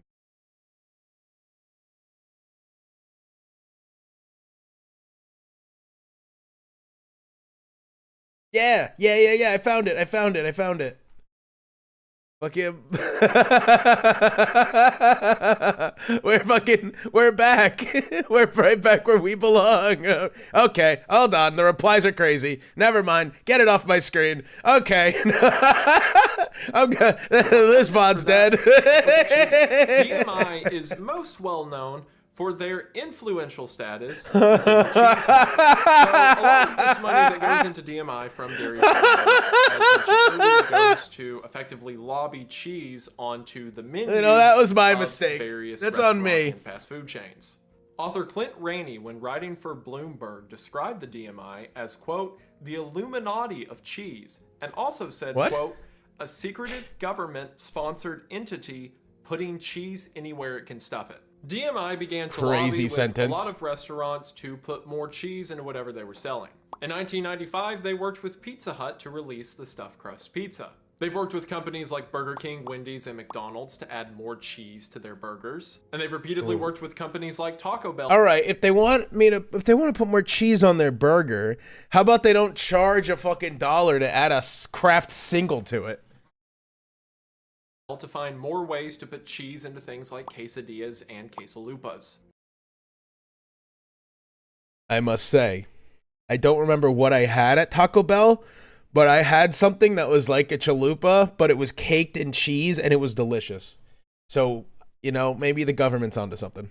Well, you may be asking yourself, okay, but what's in it for the fast food chains, right? Because it's not like someone from DMI is just going to show up and say, put extra cheese in your food, and they're just going to do it, right? Well, of course not. As with any of these things, money's exchanged. A large part of the DMI's money goes to advertising for specific companies to ensure that more cheese is sold. A 2009 article from the Daily Herd, a farmer's newsletter, talks about how cool it is that the DMI has committed to paying Domino's $12 million for advertisement in the next 2 years. Also off of that, it's now not so surprising why the government bailed out Domino's after the 2010 recession.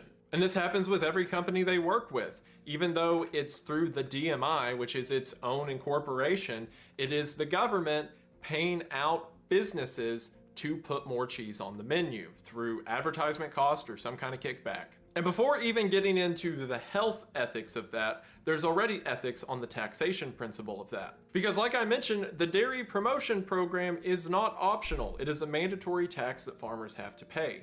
So any farmer producing dairy has to produce the tax money for the dairy they produce, and then guess what companies, chains like McDonald's and Taco Bell, buy off of? They're not buying off of the small upstart or family-owned farm, they're buying off of the super corporations, the ones that have government. Thousands and tens of thousands of cattle and have been doing it for the past 50 years. So effectively, smaller dairy companies are having to pay a tax. Why is my chicken head out of stock? Put it back on. It's on a cooldown, good knives. Also, hi, I hope you're having a good Wednesday.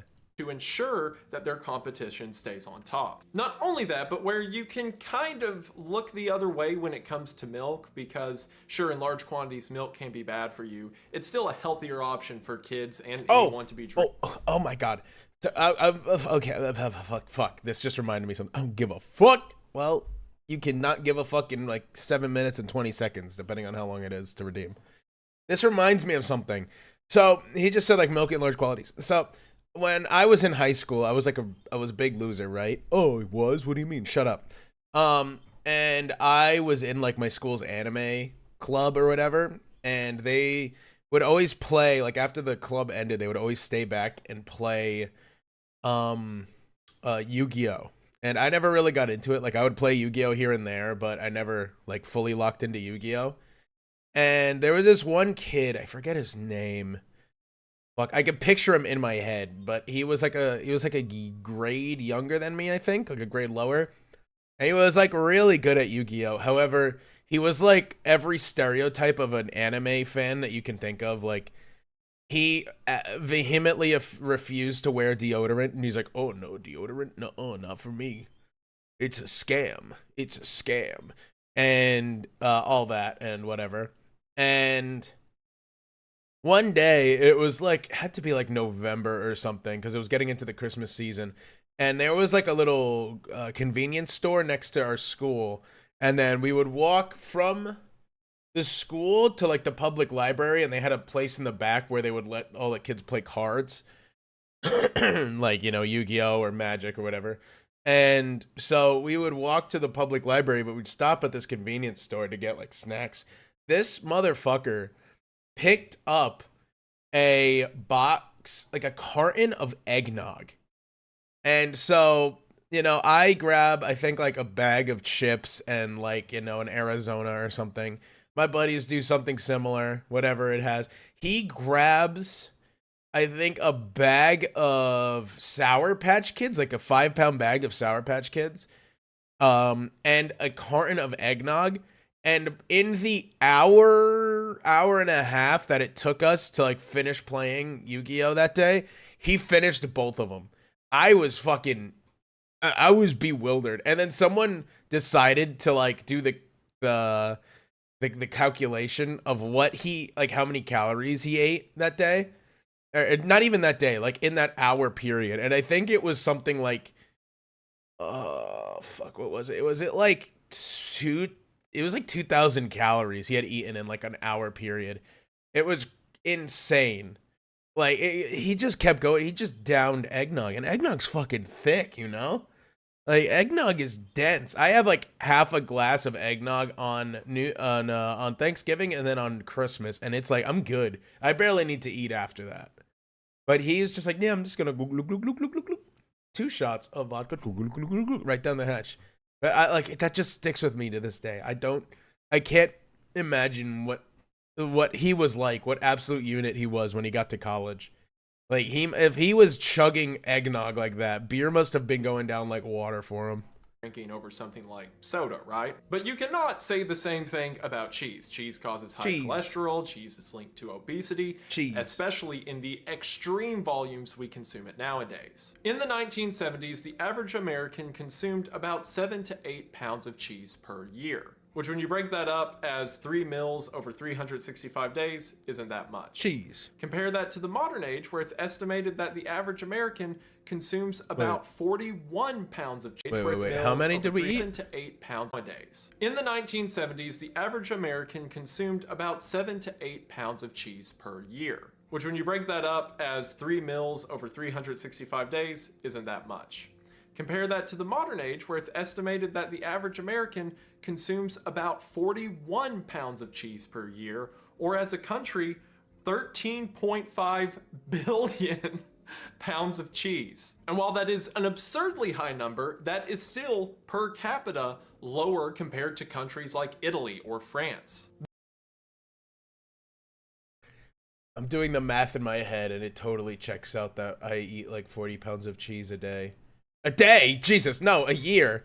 40 pounds of cheese a year. Because I get like half pounds of cheese and I just make a lot of sandwiches, like ham and cheese sandwiches. I guess it makes sense, because especially if you're throwing in stuff like pizza or like parmesan or like mozzarella sticks or stuff. Oh yeah, I definitely eat that. Oh dear.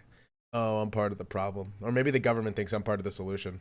The rate Americans buy dairy from the 1980s to now has actually fallen to about half, but that doesn't matter because our rate of consuming cheese has more than quadrupled. And Dairy Management Inc., the company that is not the government but also definitely is the government, had a large hand in that, encouraging pizza chains to put more cheese on their pizza, and also every menu at any fast food chain to add cheese. Have you considered, though, Mr. Goon, that cheese is delicious? Guys, I made buffalo chicken mac and cheese for New Year's, and that shit was fire. I want to make it again, but I can't justify it because I know I'll eat that entire pan if I cook it for myself. In some different way, and name all their foods cheesy or with cheese. Cheesy. And make schools roll out pizza parties every week to... Since 2009, the Dairy Checkoff has promoted PDF. They're everywhere. What it calls cheese demand enhancement through a partnership with Domino's. By creating a pizza with 40% more cheese, it's generated 177 million through sales of more than 1 billion additional pounds of milk. Excuse me. In 2013, the Dairy Checkoff helped Domino's introduce the USDA-approved school lunch pizza called Smart Slice in 450 districts across the United States. Try not to sneeze. Okay, I held it up. Guys, did you have like those fucking shitty-ass Costco cheese sticks as your school lunches sometimes? I think about that a lot. I think about the cheese stick carton of milk combo. My school, Meringueland High School, we got fucking government cheese pilled, dude. That's all we had was chocolate milk, strawberry milk, regular milk, and like Costco cheese sticks or shitty cheese pizza. Or they occasionally had like a chicken bowl, like a mashed potato bowl with like popcorn chicken and cheese, and that was usually pretty good, but like the rest of it was all just cheese bullshit. I didn't realize it was a government thing. Sell more cheese. I'm getting goon pilled fun and had no underlying motive? Sorry. Remember how at the beginning of this video 500 million pounds of cheese was a problem? Yeah. And now those same facilities have 1.4 to 1.5 billion pounds of cheese in them, and it's not a problem? Yeah. Well, that's because about 300 million pounds of that is actual government property used for disaster, school efforts, whatever. The other 1.2 billion pounds is cheese that is stored by the USDA for private companies. Meaning that what was once a problem of, oh, what are we going to do with all this cheese? We can't expect people to eat it, is now just a blip on the radar. 1.4 billion pounds of cheese is nothing compared to the 13.5 billion we consume every year. And of course, the hypocrisy for that lies on the USDA. The same organization that claims so much to be concerned with American health and to make sure Americans are eating what they're supposed to have a company that makes sure we get cheese in everything we eat. They'll say things like eat cheese in moderation and be careful with your consumption while creating a 7-cheese pizza with stuffed crust. The fact of the matter is it's delicious. Sure, maybe when it doesn't matter, they're kind of concerned about our health, but not when there's a profit to be made. But it's and the government, instead of changing regulations or the way they handle products and consumers, simply foots the bill over to us and tells us to do what they always tell us: just buy more. So congratulations, buy more. The country's been psyoped into eating cheese. What do we do now? Well, the solution is what the solution is anytime there's a government issue. It goes back to you, the individual. Don't eat fast food, or if you do eat it, do it in moderation and try to stay away from things that aren't healthy for you. And while sure, the health of oneself always falls back on the person, that's not the motto that organizations like the USDA or the government as a whole are taking. They're supposed to have our best interest in mind, but in praxis, that best interest always exists as long as there's no money to be made. It's easy for us to look at the circumstance and argue personal responsibility and to just stay away from it, but fast food is cheap and easy, and the government knows that, so they know they will always have a population of those in poverty or those who are uneducated that they can throw their product onto. Because who cares if American obesity is at an all-time high as long as we don't have to worry about the whole cheese thing. True. And also, blah, blah, blah, high cholesterol obesity leads to heart attacks, stroke, death, and that is how I'm working death into this video. And at the end of the day, Dad. this isn't anything that I think is worth grabbing pitchforks over, right? The government had to hold up a part of the economy, and they didn't want to do it anymore because they needed the money for some other frivolous purpose. So they use kind of shady advertisement tactics, especially shady when it comes to kids, to pawn that responsibility off onto us. But again, we can simply choose to not participate in the cheesy gordita crunch, although we may dabble from on time to occasion. time. And It it's not doesn't like hurt things on like, occasion, are Mr. that Goon. harmful, right? But what I am saying is if the government's willing to fix their mistakes or solve their problems through us by changing the education around certain products or reframing narratives regarding how we're supposed to consume certain products, or using celebrities or other tools at their disposal to convince us that something is in our best interests, if they're willing to change what is considered the best interest, if they're willing to set up shell companies, if they're willing to use the tax chicken dollars, head. if they're willing I think to he's talking about the change chicken the head. way a core part of the economy Cloves. functions over milk, Garlic cloves. then what do you think they're willing to do about everything else? Hell All yeah, of that Goon. to say, remember kids, the next time somebody tells you the government wouldn't do that, you can figure out the rest. And if you think this entire video is crazy, if you think this is some whack brain conspiracy that doesn't make any sense and I'm insane and very weird, which you're definitely right about at least one of those things, I still want to say thank you for watching. I hope you guys Thanks, enjoyed Mr. the video. Goon. Thank you for educating as me a lot on of the you probably cheese know thing. from like the Creepcast stuff or the red thread that I've talked about lately. I got my wisdom teeth removed a couple weeks ago and my face still kind of hurts. So when I was like hyped up, Got those pearly on whites the as pain always, Mr. medication, Goon. I was just like, I had a laptop in bed reading about milk. So that's my recovery process. what So shall I we hope hit you next? enjoyed this. I hope this was interesting for you. I know it's been a while since the last video. Or like this video was supposed to come out sooner than I originally thought, but again, face swollen and whatnot. So I finally feel able to sit down and record a video. And this was a topic that kept having rabbit holes. Like I dig and I figure out stuff about like the Got Milk campaign, and then there's a mention of DMI, and I'm like, what's DMI? And then that turns into the whole cheese thing. And that's where I found my connection to death. Cheese has absolutely killed several thousand Americans, no question about it. Gotta this is pump just those a numbers story up. that I thought was interesting. I thought was a little shady, and I thought was a good example of the government being kind of spooky. So hopefully you enjoyed it. Just a random, strange, off-topic video also about milk, which is now my second one of, which it's weird that it happened twice. But thank you all for sticking around for this one. It means a lot. There's Creepcast and Red Thread on the way. Weird Bible. I'm looking for once a month, as always. another good one I'm in trying the to think if there's anything else. in the watch later. Once again, the Legacy of the Mothman poster is available at the link in the description. It will be here for a very limited amount of time, like less than a week, and then it's gone for good. So get in on that in the description while you can. Thank you to Aura for sponsoring this video. Aura! It means the most. Yeah, there will be some new, very cool announcements. There should be an announcement very soon regarding the Stalker film, which I know a lot of you guys have been asking about. So thank you for your patience on that. The people who donated, like they know through the Kickstarter and everything. But for everyone else, announcement about that on the way very soon. Thank you all for your support with that. I believe that should do it for now. But I just want to say, thank you for watching. Thank you, Mr. I hope Goon. you enjoyed. And I will see you in the next Whatever one. happened to the Stalker film? It came out. Hey, The government is... the government Shut up. Oh, wait. I'm sorry, is Mr. hiding Goon. I didn't mean billions that. of pounds of cheese. I didn't mean to tell you to shut up. I'm sorry. That was so rude of me. That was really mean. Yeah, it came out. He would... in some of his videos, he talked about his like experience with fans and all that shit. Yeah, he's yeah.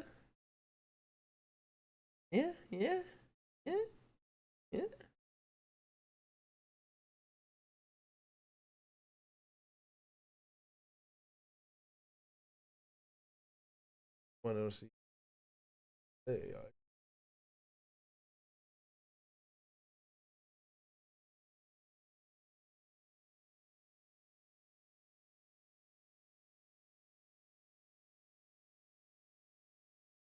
About the wanna try Swaggle. Does Swaggle have any videos I haven't seen recently? Swaggle, if you guys don't know, he makes really cool videos on like weird weather events, and they're very cool. Very cool. It's NASCAR.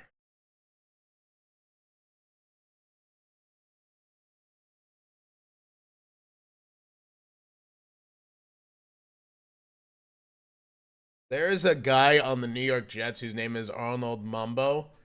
And it's spelled like Membou. And I really want to make an edit of his highlights just to the fucking the Tannhauser song. Arnold. It's Arnold. I'm gonna send this in chat. Hold on. Arnold Membo. But I'm pretty sure it's pronounced Mambo, or Arnold Mambo. So I want to make an edit of this guy's highlights and just set it to the Tannhauser song.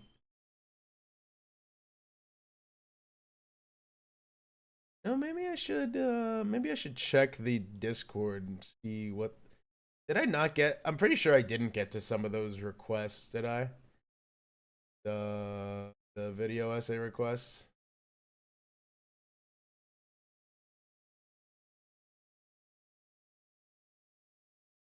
Excuse me. I'm about to sneeze again.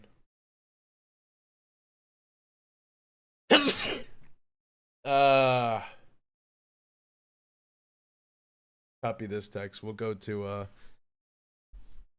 excuse me. Thank you.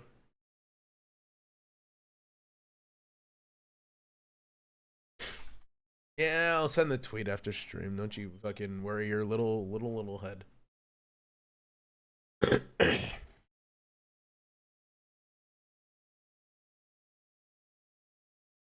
Poor little.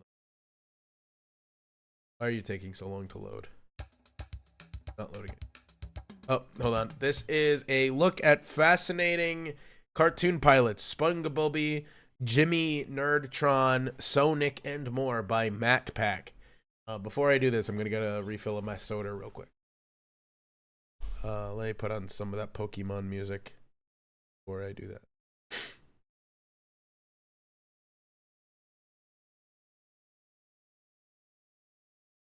Here's my Pokemon music, nerd. Be right back.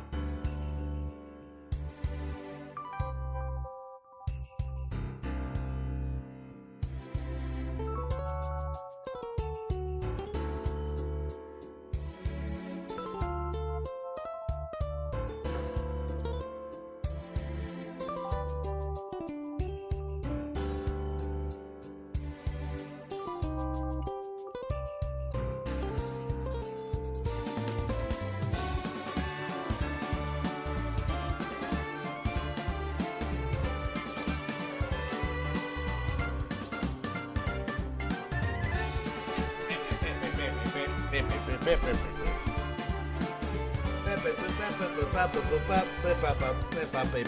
back.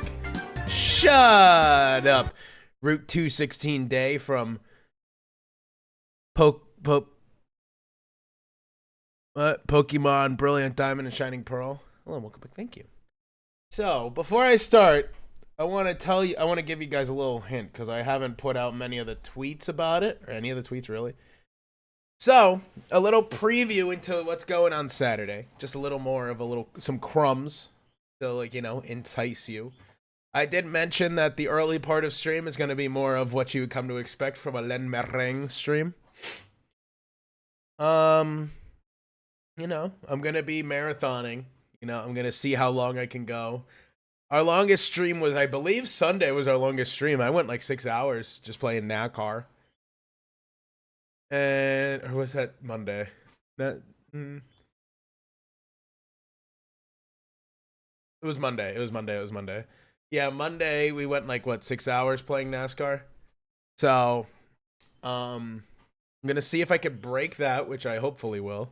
I definitely will. And, you know, maybe there might be somebody joining me. Maybe many somebodies, but we'll see. We'll just have to see, won't we? You guys will just gonna have to tune in and see if it's just me the entire time or if it's, you know, somebody else, some people else. Yeah.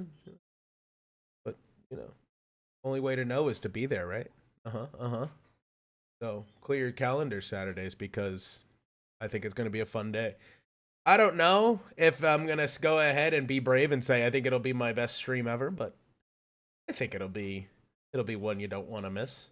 I would say. But all that matters now is that we get to Saturday because this week has passed like pulling teeth. Holy shit. It's not even Thursday yet. Gorp. Exactly, Gorp. That's what I'm saying, Texan. Gorp. Okay, let's watch this video.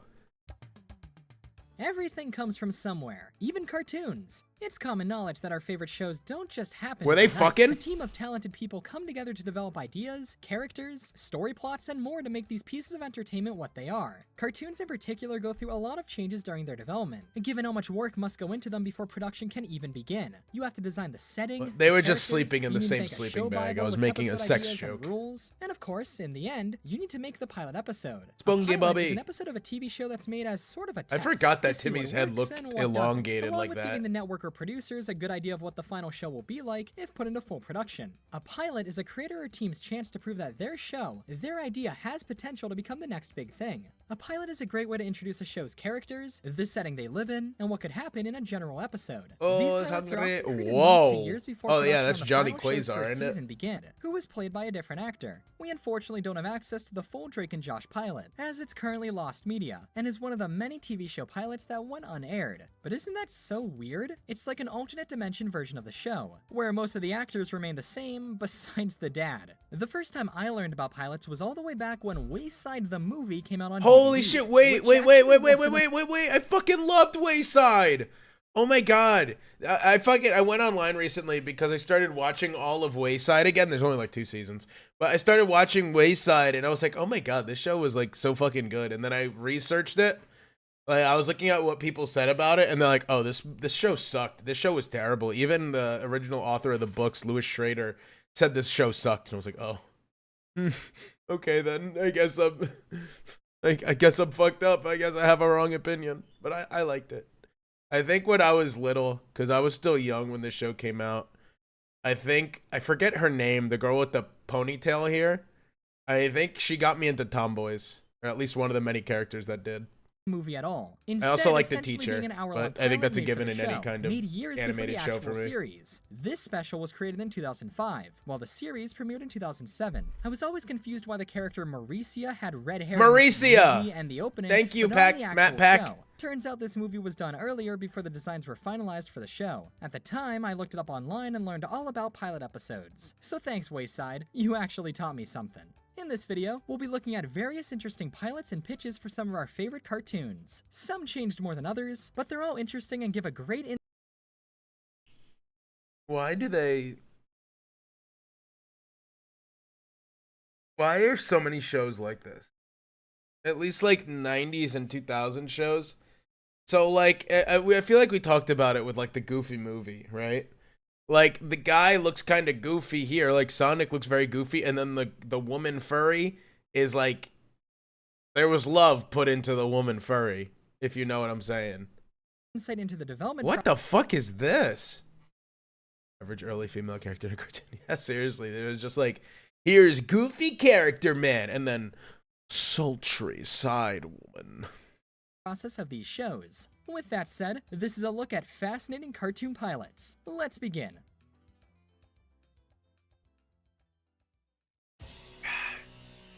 Go with Wayside first. I want to watch more The Wayside. Adventures of Jimmy Neutron okay, Boy I'll take Genius that. is one of my all-time favorite cartoons, and it has quite the history. From name yeah. changes to character design revisions, Whoa. there was a lot of development You got behind a this big show. fucking Jimmy head. Neutron began life in the 1980s as just an idea in the head of show creator John A. Davis. His original vision was of a boy genius not named Jimmy Neutron, but instead Johnny Quasar. Davis originally wanted Johnny Quasar to be a live-action film, but CGI What? animation was later picked as the Dome medium for Boy, the yeah, concept. holy It was shit. fitting as Johnny was a super smart kid. The animation being technologically advanced was perfect. Davis's animation studio DNA Technologically Productions advanced. would be behind the animation, following their acquisition of copies of Lightwave 3D, which at the time was a very advanced CG animation program. Animation tests for the concept started being made in the early 90s, with a 40-second long animation demo called The Adventures of Johnny Quasar. This short demo was showcased publicly at SIGGRAPH in 1995, where it was met with high praise, winning 1995? several Oh my awards at the God. show. Wait. Remember, Toy Story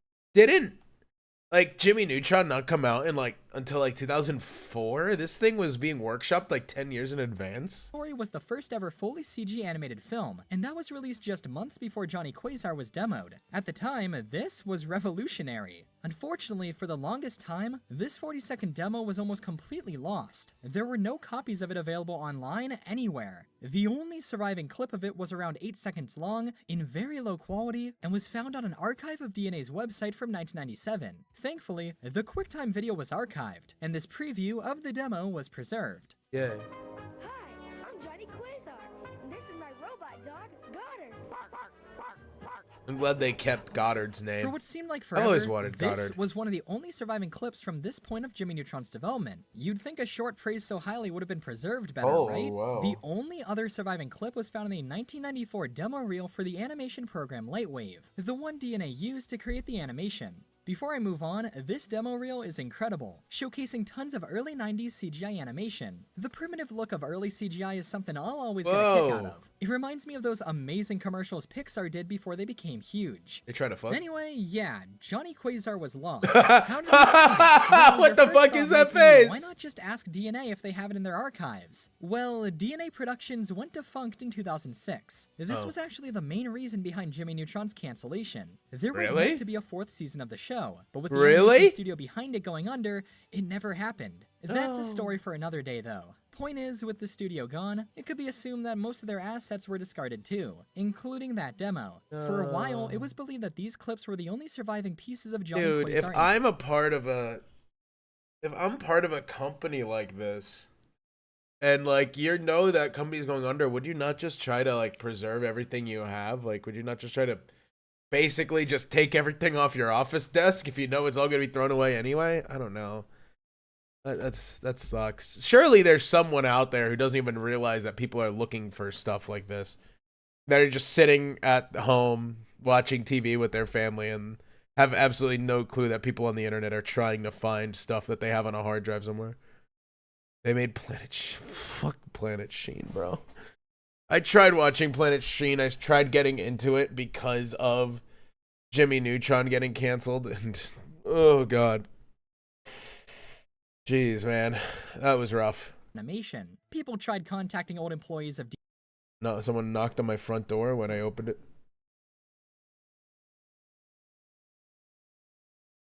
I think someone just did the same to me. What the fuck?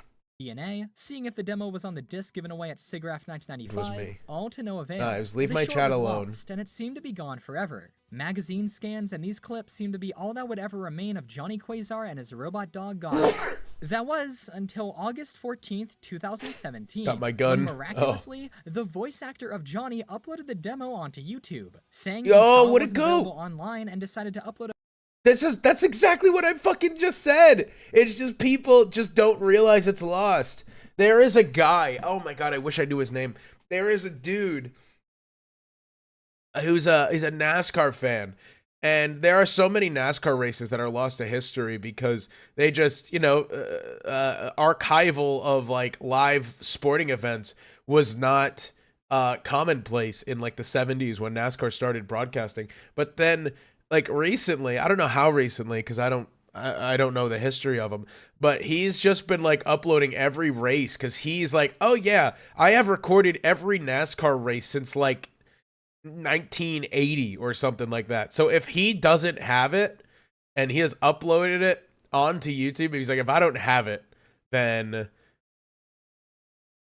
it probably doesn't exist. But I have recorded every single race that has ever been aired on television since X date. And it's like, there are some people like that that'll be like, oh yeah, I have this. I just didn't know people wanted it. Here you go. Like this guy, Halal H, or this girl. I don't know who the original voice actor for Jimmy Neutron was.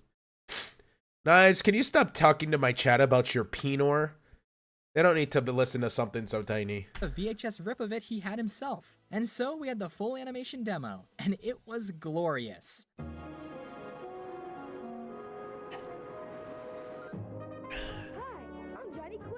I'm Johnny Quasar. Robot dog. Got her. Got it. I made him myself. You see, I'm a genius. But sometimes I'm too smart for my own good. Danger. Danger. Whoa! Got a blast! Look at that! Got a Wait. Can we watch that eye pop in like fucking glorious slow motion?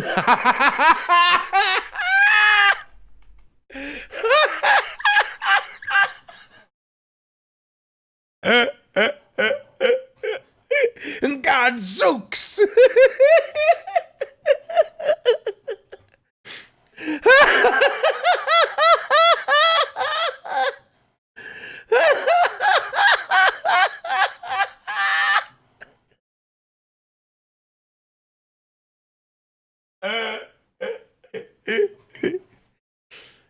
He went vulture.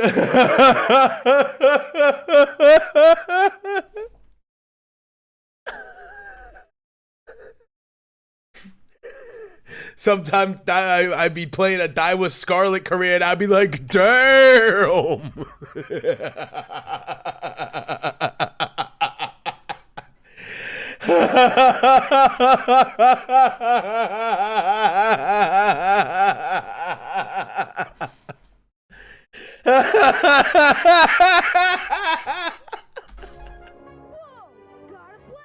Look at that! Got a blast! That's your mom? As early as 1994. That's one of my favorite things about pilots and early concepts for these shows. You can tell the creators already have so much of the groundwork of their amazing concepts in place, it's just not all there yet. What's even more surprising though is that along with the first demo, the voice actor uploaded a second 40-second long demo of Johnny Quasar never before seen from 1997. What is this, there fucking... were these screenshots of other Johnny Quasar scenes online, but it was unknown if there was more animation done during this point of the show's production. Wait, who's Daiwa Scarlet's mom? I'm looking into this. Google. Daiwa Scarlet mom. Holy shit, dude!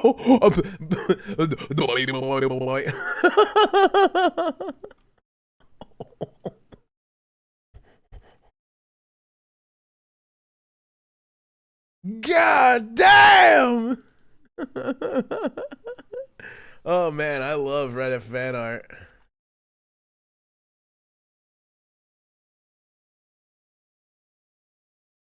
Wow.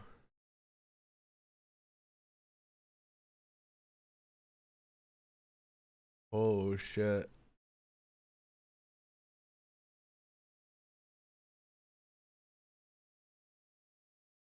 All right, no, I gotta refocus. He needs help. No, I don't. I'm perfectly okay with the way I am. Don't appear in either of the demos, including this one of Johnny and his family. This exact image would be remade years later as a piece of Jimmy Neutron stock art. Though it seems like these shots exist purely as concept art. It would be great to see them in full resolution someday though. Speaking of concept art, here's some very early concept art back when he was still Johnny Quasar. On the left, we clearly see Johnny, but on the right is a design that closely resembles the Jimmy we know today. The two Johnny Quasar demos aren't the only pieces of Scarlet early Jimmy Bouquet, Neutron animation holy out there. shit, Obviously, bro. these aren't the actual pilots made for the That's the series. fucking Steve Odekirk, founder of O Entertainment, was impressed with the demos. That's and helped fucking fund a Otis. 13-minute-long pilot for Jimmy Neutron, who by 1998 had his final name and the show was really shaping up.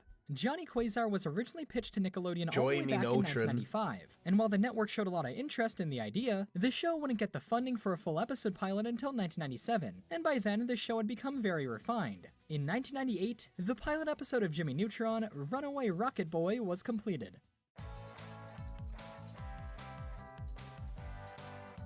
Ew. Dad. This pilot, in comparison to Johnny Quasar at least, closely resembles the final show. The characters look more finalized, well, most of them at least. Oh. The theme song was completed. Jimmy even has Debbie Derryberry doing his voice, just like in the final show. Jimmy is wearing a different shirt though, which funnily enough was featured. Jimmy Neutron's voice actress's name was Debbie Dennyberry? Derryberry? What a fucking killer name. That's like... Derryberry sounds like an Uma Musume. On some early merchandise of the franchise. You see, merchandise is often created while the franchise is still being developed. Hey, Knives. Knives, are you still in chat? Can you please... Can you please get art of you in this, please?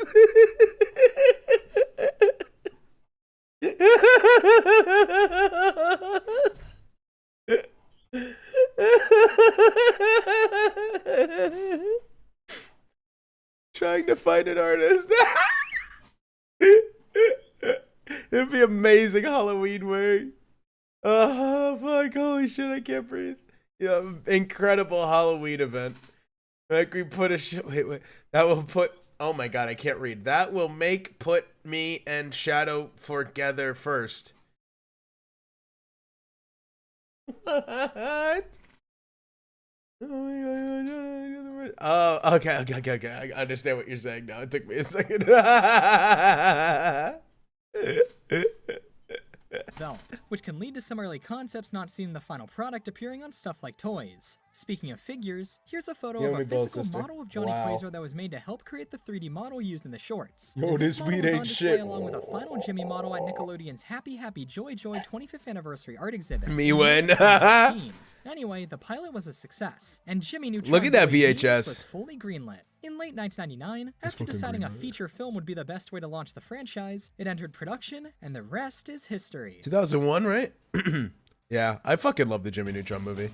I wish I wouldn't get nuked for watching it on stream. I want to watch it. Oh, here's Sonic. Sonic the Hedgehog in 1991, the character quickly became a multimedia icon. Sega signed tons of merchandise deals, such as comics, toys, and of course, cartoons. And Idk Entertainment was picked as the studio to Wonderful World of Dick projects, likely due to their popularity at the time and the fact that they had already proven themselves with their ever-popular Nintendo cartoons. Both the Adventures of Sonic the Hedgehog and Sonic SatAM went through a lot of changes during their development. Let's talk about them. The shows were first shown off in a 1993 issue of Sonic the Poster. I don't like front-facing spin-off of the Sonic. We Fleetway gotta chill with that. series. As two separate Sonic cartoons were being developed at the same time, the issue got a few things wrong regarding which is which, but that's not too interesting. It seems Adventures of Sonic was pretty far into production by the time of this magazine's publication, because it does include screenshots from various completed episodes. For SatAM, however, that's where things get really interesting. On a page showcasing what it calls screenshots from the show, you can see a totally different incarnation of SatAM from well before the show went into full production. It's likely all of this is actually concept art, and shows a much earlier point of the show's development. Let's break it down.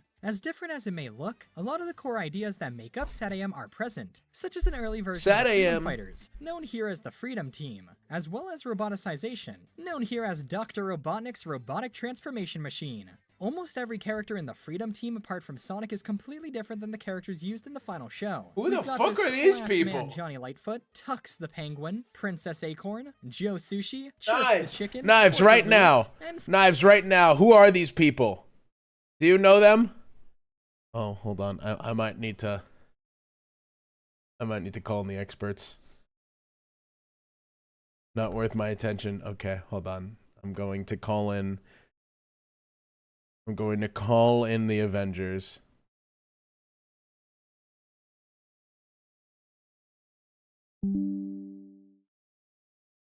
I'm gonna DM.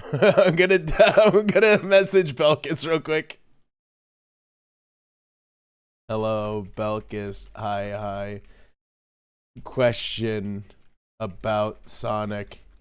Do any of these characters show up in any Sonic media? To your knowledge. Thank you.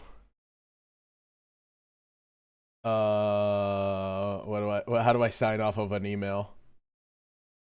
I'll just say thank you, Goat. Most appreciated.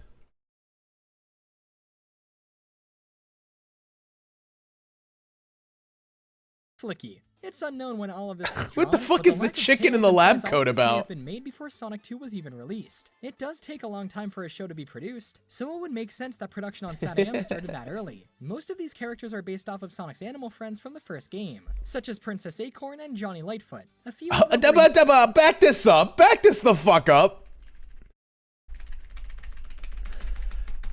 Where is the resemblance? These ears aren't the same shape. This guy clearly is not a cool guy. She does not have no titties. She's not meant to have any sex appeal. What the fuck do you mean they're based on it? What? They're literally like, okay, that's a squirrel. We'll make her hot. This is a rabbit. We're going to make him cool. What the fuck? Why is he also dressed like fucking the dude from ZZZ? The robot, the clanker. What's his name? Fuck. Oh my God. Shit. What's his name? Oh my God. What the fuck is his name? Billy,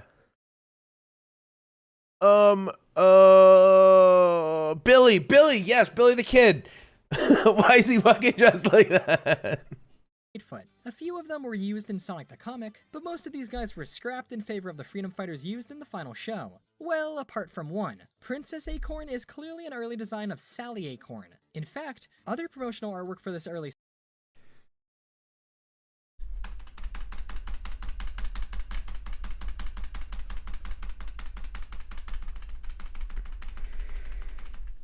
Back it up. Well, apart from one. Princess Acorn is clearly an early design of Sally Acorn. Why is she naked? Why is the only clothing she's wearing her boots? Why is the clothing she's wearing in her original design just got her fucking toes out barking? What the fuck's this about? What do you mean clearly that's her inspiration? What the fuck? That's literally just... there's nothing similar. She's part of a hot chick heaven for a reason. But she's just got no clothes on. She's got boots, so she has some concept of clothing. What the fuck? Why does she do that? In fact, other promotional artwork For for his this clothes? early No, it's Sonic cartoon not. show that Princess Acorn was still Sonic's love interest. Even Sonic himself looks different in terms of art style here. Almost every This looks like it says Porker Looter.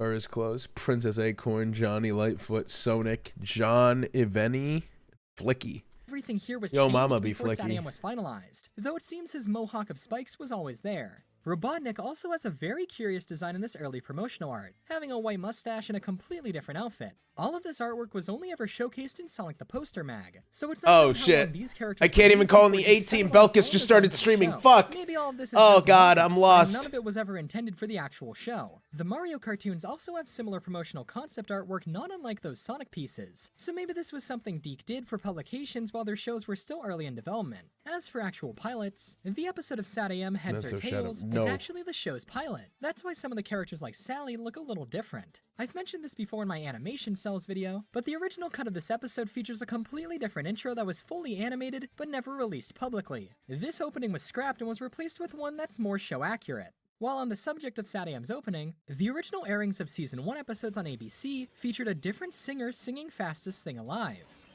Gotta go fast.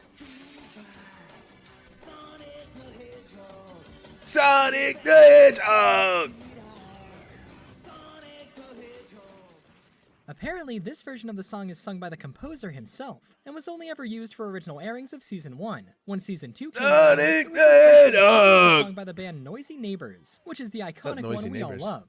SatAM's pilot is well known and documented, but the same cannot be said for the adventures of Sonic the Hedgehog pilot. In 1992, a pilot made to pitch the show was created. $5,000 for was done by the team working on the show a bounty in on Sonic? wasn't outsourced like in the final show. Because of this, the animation Sonic the Hedgehog! the final series.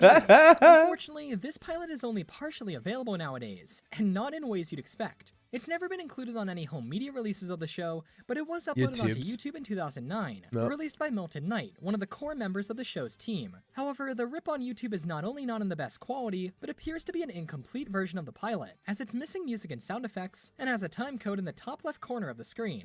However, more shots of the pilot in better quality can be found in various commercials, one of which surprisingly being an advert for Sonic Chronicles: The Dark Brotherhood. The end credits scene used in the final show is also animation shove it up taken his from the ass. pilot. And in episode 44, Untouchable Sonic, Scratch and Grounder watch a clip of the pilot. All of these showcase a cleaned up final version of the pilot. God damn! Holy shit, he packing back there! Oh my god! Made me sit up in my fucking seat. Woo-wee! Shoo-wee! My gosh. I'm sweating. My god, he got an excellent ass. You may never see. What's next? Moving on from Idk's work with Sonic, let's talk about Sonic X. Sonic X began development around 2001, and was made to springboard the Sonic franchise into unreached levels of popularity. Was it successful? That's debatable. But in 2003 when it premiered, it definitely introduced Sonic to a huge array of brand new fans. That's Two a lot different of nice pilots were cars. made for Sonic X. The first pilot was made around 2001. Why are you screaming? And showcases a very primitive look at the show. Well, the art style and animation are actually almost identical to the final show, but everything else is very different. Oh, it's your For one show? thing, Oh, this shit. pilot was made before the show even had a name. The title card simply calls it Sonic, while the narrator, who strangely speaks in English, calls it the Sonic Adventure. The pilot describes the premise of the show as Sonic and his friends defending the universe from Dr. Eggman. And that's it. It makes no mention of Chris or any humans besides Eggman. In fact, it seems the pilot takes place entirely in Sonic's world. All of the background characters here are animals. A lot of the animation from this pilot was reused for the intro of the final show, so that's why there are certain scenes that show these animals instead of humans. Sonic X was originally going to take place entirely in Sonic's world. I guess that either wasn't interesting enough for a full I like show, the art or style they in this changed it show. to be more in line with the Sonic Adventure games. The pilot also mentions that the Why is main he source of pelvic power in the thrusting show so are hard? these Holy crystal shit. rainbow stones, not rings, though the Chaos Emeralds are mentioned as well. Something that You shows mean how the early Chaos pilot is Emeralds? that Chaos Ah! isn't a name yet, simply being Wait, named Chow. hold on. This is likely because it Wait, can I find this video? Hold on.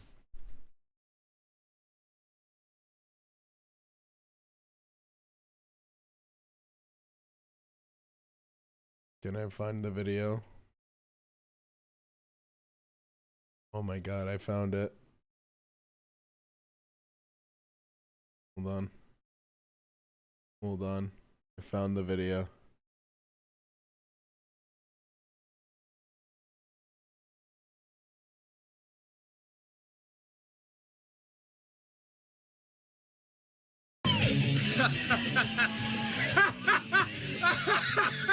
You mean the Chaos Emeralds?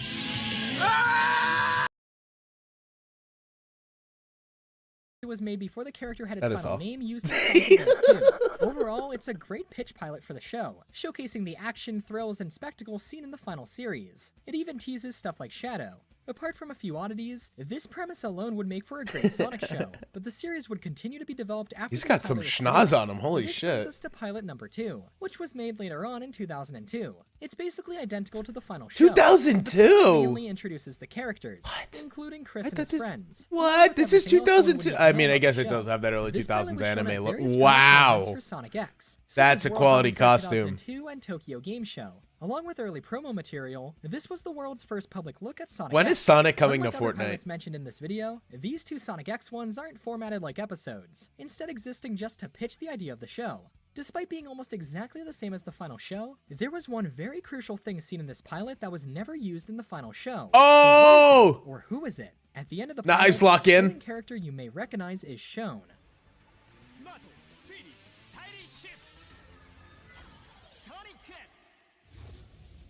Silver?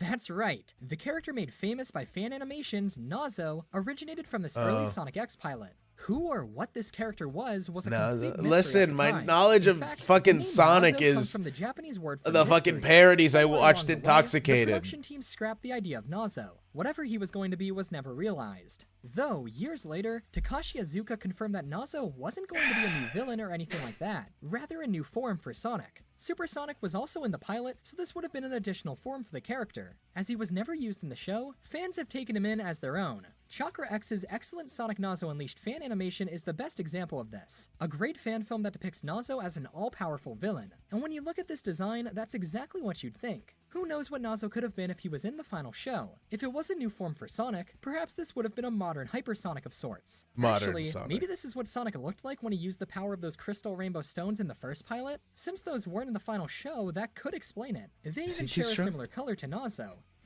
For now, that's it for Sonic cartoons. How do I get permission to watch Sonic on stream? Who do I have to contact? I guess every piece of Sonic animation goes through a lot of changes during its development. I would watch Sonic on stream. I feel like I'd enjoy it. Sonic isn't the only video game turned TV show to have a curious pilot, however, as Kirby Right Back At Kirby! is also pretty different. Oh my god, this is Knives fan service right now. Holy shit. Began airing in Japan on October 6, 2001. However, an unaired pilot for the show was created a full year earlier in 2000. If they fucking put like the early builds for Silent Hill and Pyramid Head, Knives would be in heaven. One of the things on the DVD was the Kirby of the Stars pilot. The pilot has since been ripped and has been available online for many years. This was one of the first TV show pilots I ever saw, and it has plenty differences compared to the final show. The pilot opens with Kirby in space on his warp star, which then crashes down onto this planet we can assume is Popstar, like in the final show. He then meets an unnamed girl who bears resemblance to Tiff from the final series. Interestingly, oh wait, hold on. Belkis messaged me back. Our resident Sonic expert has messaged me back. I sent her a screenshot of the pilot photo, like the pilot characters, and asked her, "Do any of these shows show up in Sonic Media to your knowledge?" So she said, "Sure, sort of. I think they're Fleetway characters, but I know the blonde bitch was either Fleetway Sally Acorn, which appeared in a bunch of media, and the Walrus maybe Rotor. I'd have to check." All right, all right. So he's heard about the Sally Acorn thing. I did not know about the Walrus as being Rotor.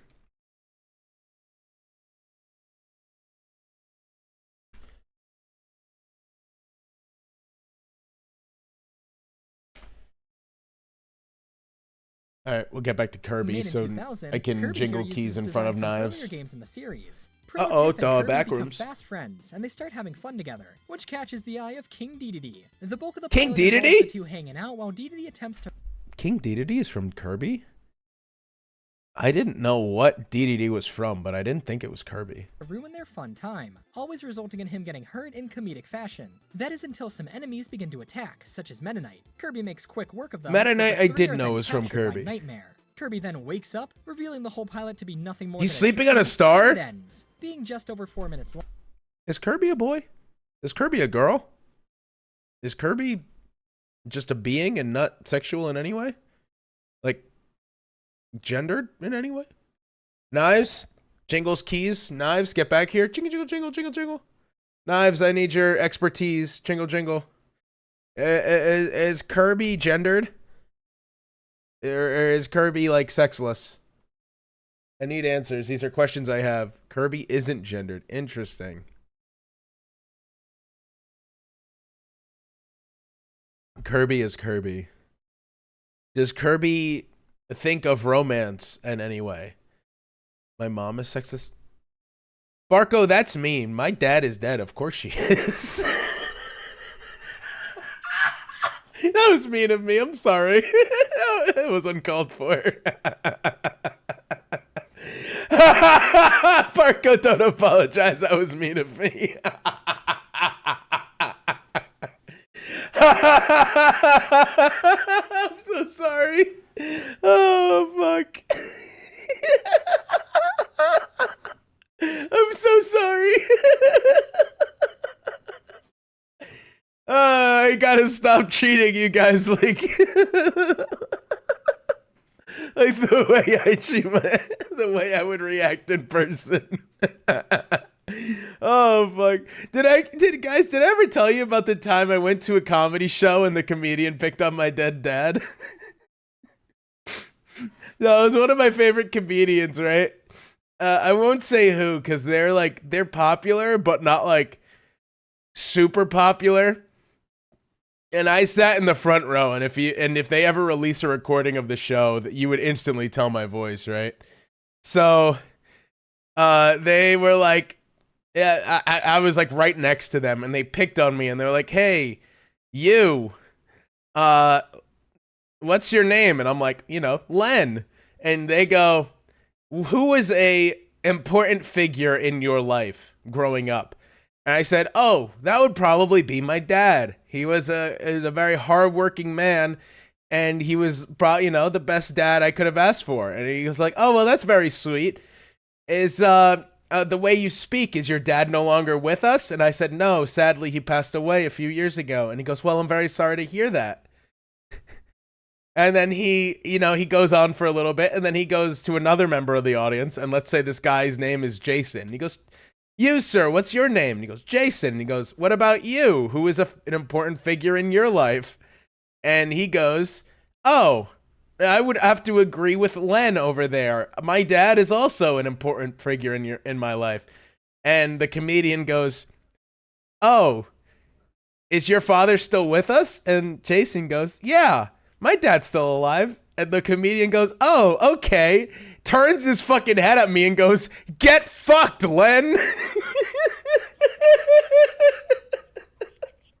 And he picked on me the rest of the show. The rest of the fucking bit, every time he had the opportunity, he would be like, "Oh, fucking Len's dad is dead." And after the show, because he's like one of my favorite comedians, after the show, I waited around, because like I said, he's not like he's popular online, but like the shows are kind of small. I waited after the show to meet him, like for a chance to meet him. And the guy goes, he shakes my hand. He goes, "I am so sorry for making those jokes. That was really mean of me." And I was like, "No, it's okay. My dad would have thought they were hilarious. Don't you worry about it. He would have been completely fine if he were still here. He would have been crying, laughing at them. So you're completely fine." But we bought those tickets because I went with Meringue-in-Law. And the reason we went and we paid extra to get front row is like, we want to get picked on. And I was the one who got picked on. It was the greatest experience. What a kind soul. Yeah, he does it like literally just for the sake of comedy, and I can respect it. He was such a kind man, like coming up to me and saying that. Like he could have been like, "Oh, hey, what's up?" But he's like, "No, I'm so sorry for picking on you." He's great. Is absolutely great. This was almost certainly fucking Knife said, "Bad joke, bad joke." The pilot doesn't really give much in terms of info about the show, instead just showing what it could look like. What the fuck, King Dedede? Why did you fucking armed? In the final show, and gives a good idea of the show's tone. Overall, it's Kirby has a girl that likes them. Oh, well, we love a pansexual queen. Spunky Bobby. The development of SpongeBob SquarePants and the life of the late Steven Hillenburg are some of the greatest and most inspirational stories behind a modern-day cartoon. SpongeBob originated as this guy, named Bob the Sponge. During the late 80s, Hillenburg worked at the Orange County Marine Institute. He worked there for 3 years, and during this time created a comic titled The Intertidal Zone, as a fun way to help teach his students. The comic featured many characters based on undersea life, such as Bob the Sponge. Bob was the co-host of the comic, but is very different compared to the Bob we know now. After failing to get the comic published, Hillenburg found work at Nickelodeon, working on Rocko's Modern Life. During these early years at Nick, one of the writers on Rocko, Martin Olson, read the Intertidal Zone and told Hillenburg that he should pitch his own show, believing in his potential. Hillenburg began to expand his idea of a world about walking, talking sea life, and took Bob the Sponge and made him into a little character named Sponge Boy. Hillenburg wanted his show to stand out, and through his unique life story of being a marine biologist turned animator, came up with something only he could, a show concept named she is Boy Ahoy. cute. After developing the show for long enough, Hillenburg pitched Sponge Boy to Nickelodeon. It's Bungie said that boy. Hillenburg went to the pitch meeting wearing a Hawaiian shirt and brought a fish tank full of models of characters from the show. He also played Hawaiian music throughout the pitch to really set the mood. Nickelodeon executive Eric Coleman described the setup as pretty amazing. Though no photos from this pitch exist today, it definitely sounds like one of the all-time greatest show pitches. As you can probably guess, Nickelodeon loved the idea and gave funding to produce a pilot episode of SpongeBoy, which would eventually become the first episode of the series, Help Wanted. That name, SpongeBoy Ahoy, stuck around for quite a while, appearing in concept art, surface storyboards for the pilot, and my personal favorite appearance, on the original painting from the end of the episode where SpongeBob is hired. It had to be edited to say SpongeBob when the name was changed. Love it was you, changed due to bye-bye. SpongeBoy already being trademarked, so Bob the Sponge returned. SpongeBoy I was just love early trademarked? SpongeBob art, and the SpongeBoy era is truly something special. Production lasted through 1997, but SpongeBob wouldn't premiere until the Kids' Choice Awards in 1999, when the pilot aired following the event. Did you know that the original cut of Help Wanted had a different intro? Damn, Texan hates fucking knives. That's so rude.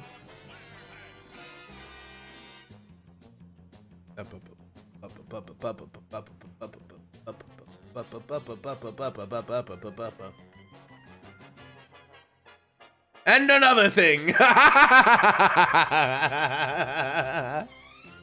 This version of the episode only publicly aired once in this format on TV during the This original cut of the episode likely would have become completely lost if not for VHS recordings of the original airing, as well as an official Nickelodeon home media release containing it. This, the Best of Nicktoons 1998 VHS, was given away exclusively to crew members at the studio in 1998, and it contains the SpongeBob SquarePants pilot. He's even on the cover using the same art as seen in the original title card. This VHS was made in very limited quantities and almost never shows up for sale, but if you can find one, you've got yourself a very special part of SpongeBob history.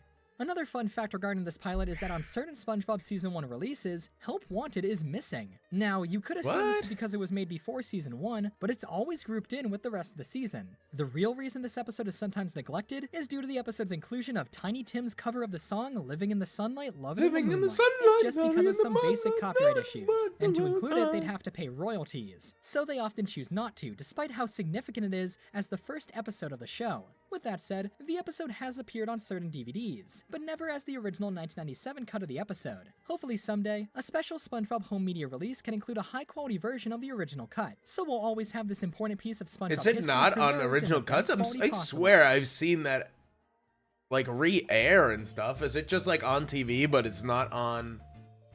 But it's not on DVDs? Shows, and what was probably my favorite show growing up has to be The Fairly OddParents, created by Butch Hartman. With its impressive over 15-year run, a common complaint with The Fairly OddParents now is that the show ran for way too long. That's the true, early seasons it are did. fantastic, but after a few seasons, the show began to change. Yeah. But if you're looking for more early Fairly OddParents goodness, this will pique your interest. Did you know that Season 1 actually wasn't the first time episodes were animated for the series? Season 1 premiered on March 30th, 2001, but the first ever broadcasted episode of the franchise aired on September 4th, 1998. Look at in the late fucking 90s, Cosmo's Nickelodeon balding Animation ass head. Studios, along with a brand new startup company Frederator Studios, created Oh Yeah Cartoons, an animated short showcase series that aired on Nickelodeon. Each episode of Oh Yeah Cartoons consisted of 3 7-minute long short episodes of what were essentially cartoon pilots. Basically, each 7-minute short served as a pilot Chalk Zone! series. Oh my god! I fucking love Chalk The Zone! series showcased tons of great concepts for shows, including some shorts that did eventually turn into mainstay Nicktoons. Chalk Zone, My Life as a Teenage Robot, and The Fairly OddParents. Oh fuck, I all didn't even have their realize start My Life here as a on Oh Teenage Yeah Robot was there. Cartoons. And without Oh Yeah Cartoons, it's possible The Fairly OddParents as a concept wouldn't even exist. Way back in 1997, Butch Hartman was busy at Hanna-Barbera working on Johnny Bravo. During this time, the creator of Oh Yeah Cartoons, Fred Cyber, Fucking Butch Hartman worked on Johnny Bravo? What?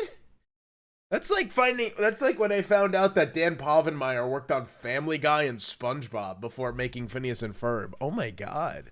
proposed the idea of Butch creating his own short for the series. He originally declined the offer, but once Johnny Bravo ended, Butch needed a new job. He called up Fred asking if it was still possible for him to create a short for the new series, and with only one slot left, he needed an idea fast. And so, he quickly created the concept for what would eventually become one of Nickelodeon's most successful series of all time, on a whim. Never doubt your ideas, as basic as they are. In these early sketches, Timmy had a different color scheme and a different name. You're looking at Mikey Turner, who was named after Butch's brother, Mike Hartman. However, they got into a fight the same day Butch was designing the character, so instead he named him after his other brother, Timmy. If that's not funny enough, you can see that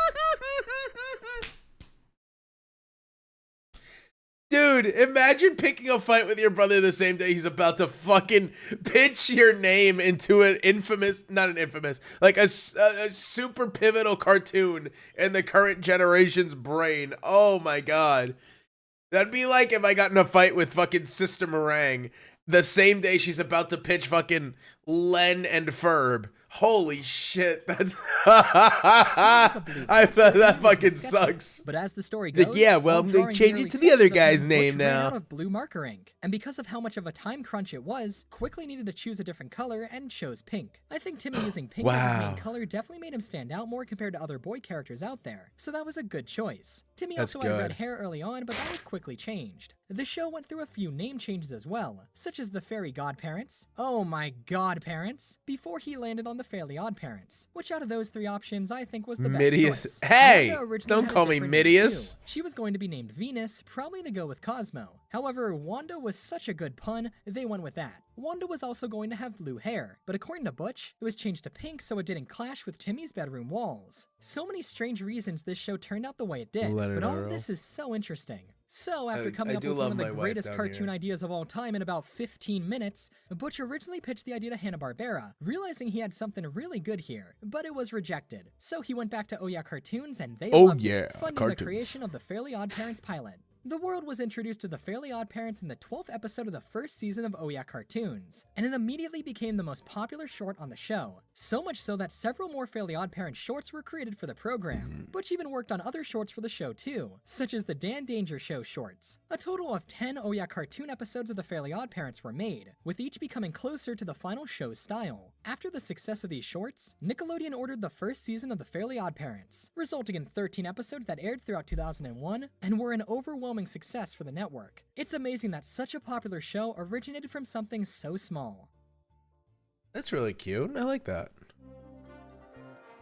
I don't know what it is, whether it be a funny moment or a full episode, I never get tired of Family Guy. The development of Family Guy can be traced back to Life of Larry student film The Life of Larry, which he created while studying at the Rhode Island School of Design in 1994. Wait, that's not. The short centers on that's not Larry him. That's not Seth MacFarlane. Clear early versions of Peter and Brian, respectively. What the fuck is this? That they do in the final show, both being voiced by Seth himself. Larry also has a wife named Lois, who's an obvious comparison despite having a completely different design, as well as a son named Milt, who would later become Chris. No signs of Meg or Stewie yet, but the Family Guy Seth, seeds Seth were clearly in Rogen. place. The show has much of the same comedic styling that would be used in Family Guy, even including some jokes that would be reused throughout the first season of the show. Along with animated segments, Seth appears in live-action clips that introduce the world of the short, as well as pitch the show in general. While The Life of Larry wouldn't be made into a full show as is, Seth had another chance to show his potential in 1997. The head of Hanna-Barbera at the time, Ellen Cockrell, saw The Life of Larry and gave Seth the opportunity to create his own short for their animation showcase series, What a Cartoon. This What a series cartoon! Is very similar in concept to Oh Yeah Cartoons. Oh yeah, like cartoon! It paved the way for many Cartoon Network classics. It's the program that housed and funded pilots for shows like the Powerpuff Girls, Johnny Bravo, and more. In 1997, Larry and Steve aired and showed a more refined version of the original cartoon.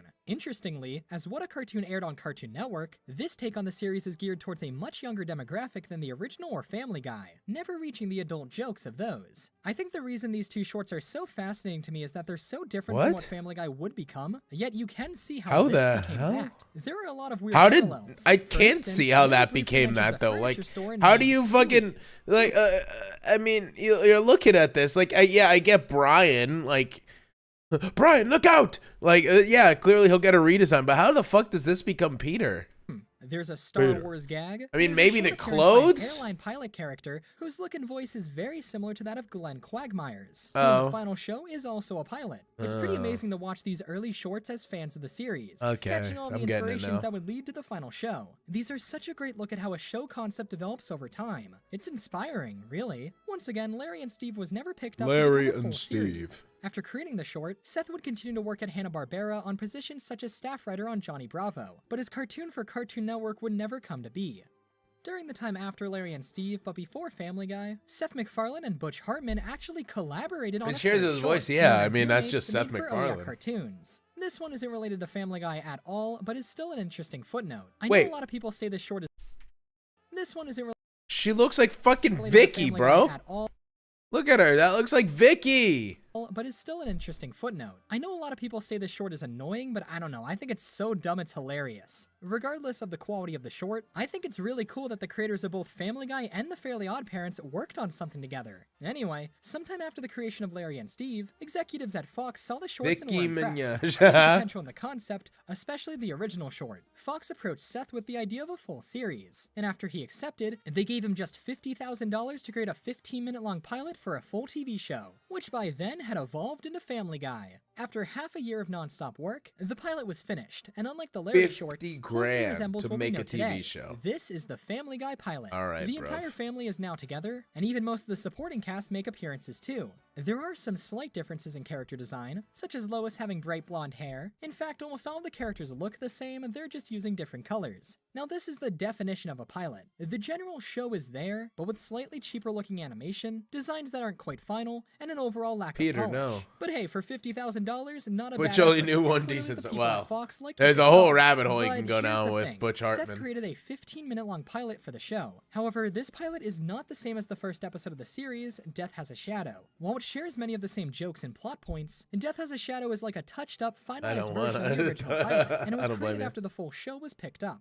Death Has a Shadow and Family Guy as a whole premiered following Super Bowl 33 on January 31st, 1999, but the original pilot has never aired on TV, and only 7 minutes of it are available online, thanks to a preview of it that was archived. The rest of the pilot Why is does a Peter truly look like tragic that? He case of looks like lost mildly media, disappointed only in me. existing at the moment through low-res screenshots, as well Why as is through Chris clips that were barefoot? used Put as some promotional shoes material. on, bro. This is not okay. Sure, the rest of the pilot is probably just scenes that were reused for later episodes, but come on, how is it that the pilot of one of the biggest cartoons ever is lost? This is like if half of Help Wanted was just not available. Hopefully someday, Fox releases the rest of the pilot. Yeah, there's no maybe even a way. special Someone anniversary has to have collection or access to something. that. This means that the 2011 episode Back to the Pilot isn't exactly truthful. They go back to Death Has a Shadow, not the pilot. This was probably because the pilot never aired officially and everything looks different in it, but Brian and Stewie technically don't go back to the pilot. Family Guy is far from the only show with a lost pilot. In fact, we're pretty lucky that we have any of it. Before we wrap up here, let's take a look at some pilots that are completely lost.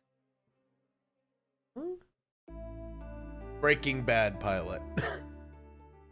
Most TV show pilots are made solely to prove to the producers and networks that a show can work, be entertaining, and deserves their funding. Pilots are mainly meant to only be watched by network executives and those working on the show. It's actually pretty rare for a pilot to be aired publicly on TV, given how rough they are and how they don't represent the product What the the network fuck wants is to that? sell. That's not Boots. Generally, they go unaired once the network picks Dipper? up the show and orders a full season. Because of this, many TV show pilots have become lost media over the years. Lost media is any media you can't access in full, and there are plenty of pilots that can be classified as this. Johnny Quasar, as we mentioned earlier, went unseen for over 20 years. Those shorts weren't meant for public viewing outside of events, and were kept under wraps for many years. I was gonna say, I think it's just gonna come down to staff in this for case. the elite class of humans known as Hi Puffy Amayumi Oh my fans, god, Puffy the Future Amayumi! That show's pilot, which was lost for years, has been found. The Gravity Falls pilot, which is essentially an earlier version of the first episode, was lost for many years, until it was released when the wide-scale Cypher Hunt ARG was completed. The pilot that's episode for cute. Dora the Explorer is only partially found, but gives a good look at some early character designs. The list goes on and on. The Johnny Test pilot features early takes on the characters, and that's gone. There are Johnny- several lost pitch fucking pilots for various Bling Bling early Boy. incarnations of Thomas the Tank Engine. Winx Club has an early test pilot called Magic Bloom that was made years Give before me the the Kim series was put into Possible full pilot. production, and there are many, many more. When one of these lost pilots is found, though, it's the best thing ever. Fans of these often long-canceled shows now have a new piece of media they can enjoy. The pilots for the beloved show Kappa Mikey were lost for many years. Kappa Mikey? only Oh my recently god. surfacing. I This show eventually made for Nickelodeon. I watched the pilot for Kappa Mikey recently. Not recently, it was like a couple years ago. But they made such a good joke about like World War II censorship that I completely understand why it did not air.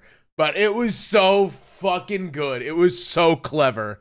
Was originally pitched to MTV with an adult-themed pilot. It was rejected. A second, completely Shame. unrelated pilot made for Nicktoons was eventually found as well. These two are very interesting examples of pilots. I loved and Kappa they were Mikey, no lost. matter how Obviously, shitty of a you cartoon can't it imagine was. all of these pilots will be released, but it's surprising how many popular shows have pilot episodes that just aren't available. Johnny Bravo started as a 1993 student film called Meso Blues, which features a very different but still recognizable version of the show. It's never been released. Lost pilots of shows that were unproduced are even worse. There's an existing animatic for a pilot of a Kingdom Hearts cartoon that has never been released Seriously? and likely never will. How did Thankfully, Kingdom though, Hearts as not get a efforts to cartoon uncover if they lost media wanted become it? more and more popular, more of these are popping up all the time. If interest is shown and there isn't too much legal limbo holding them back, I'm sure these creators love to share their work. Hopefully more of these lost pilots will surface in the future. We'll get that full Family Guy pilot someday.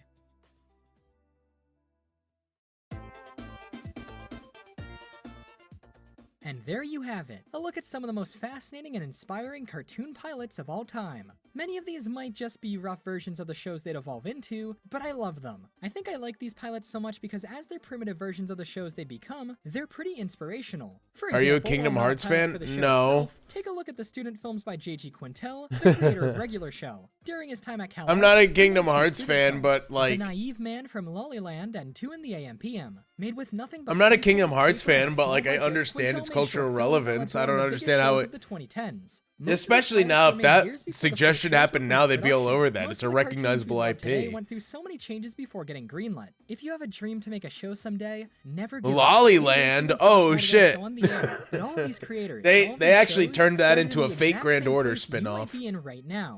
Keep on creating, keep on forming your ideas. No matter how strange or dumb they may seem to others, if you believe in your concept and know there's potential in it, one day you'll be able to realize it. It may take 5 years, it may take 10, but if you keep trying and working hard, you can do anything, just like these creators did before. Amen. What if in the 80s, John A. Davis forgot about Johnny Quasar? We would have never gotten the film, the series, Planet Sheen. Okay, what I'm saying is he worked on the Oh, show all right. concept Well, for let's not get decades, too crazy and now here. we have this wonderful show that has inspired countless people. Your show, your concept, your pitch could be the next big thing. Keep on working towards that dream, and one day, you'll succeed. Let these pilots be inspiration for the cartoons of tomorrow. Thank you to all of the incredible creators who have produced all of this content over the years. Hopefully this video brings more attention to these awesome pilots, and gives more insight into just how much work goes into making these amazing shows what they are today.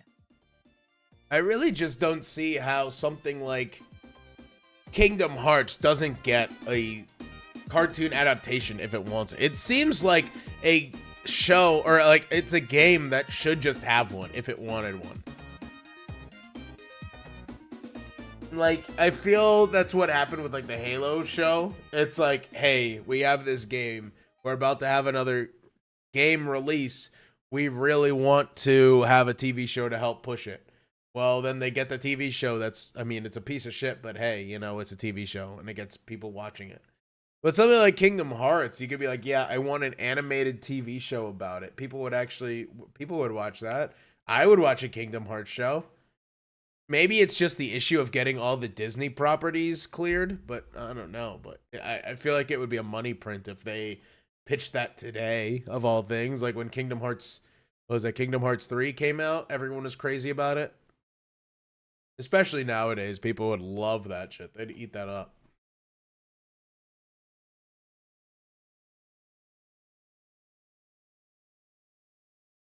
I think for now, just about call it there, because I would like to try and get some actual sleep tonight. And I still haven't eaten dinner, so we'll see. I'm going to raid somebody new. I hope you guys stick around here for a little bit. And, you know, this is Nikone Komari. Stick around. Say hi to them. They're playing my side right now, or me side. I don't know how you say it. But I hope you guys have a good night. I will see you guys tomorrow. We're going to be learning how to make some liquor tomorrow. Hell yeah, right? Yeah. Have a good night, everybody. And I will see. You have something important to tell me? What is it? Hurry up, because I'm about to hit raid now. You better be quick. My finger is trembling over the mouse. Come on, tell me. Come on, tell me, please. Tell me. Mods, remove his penis.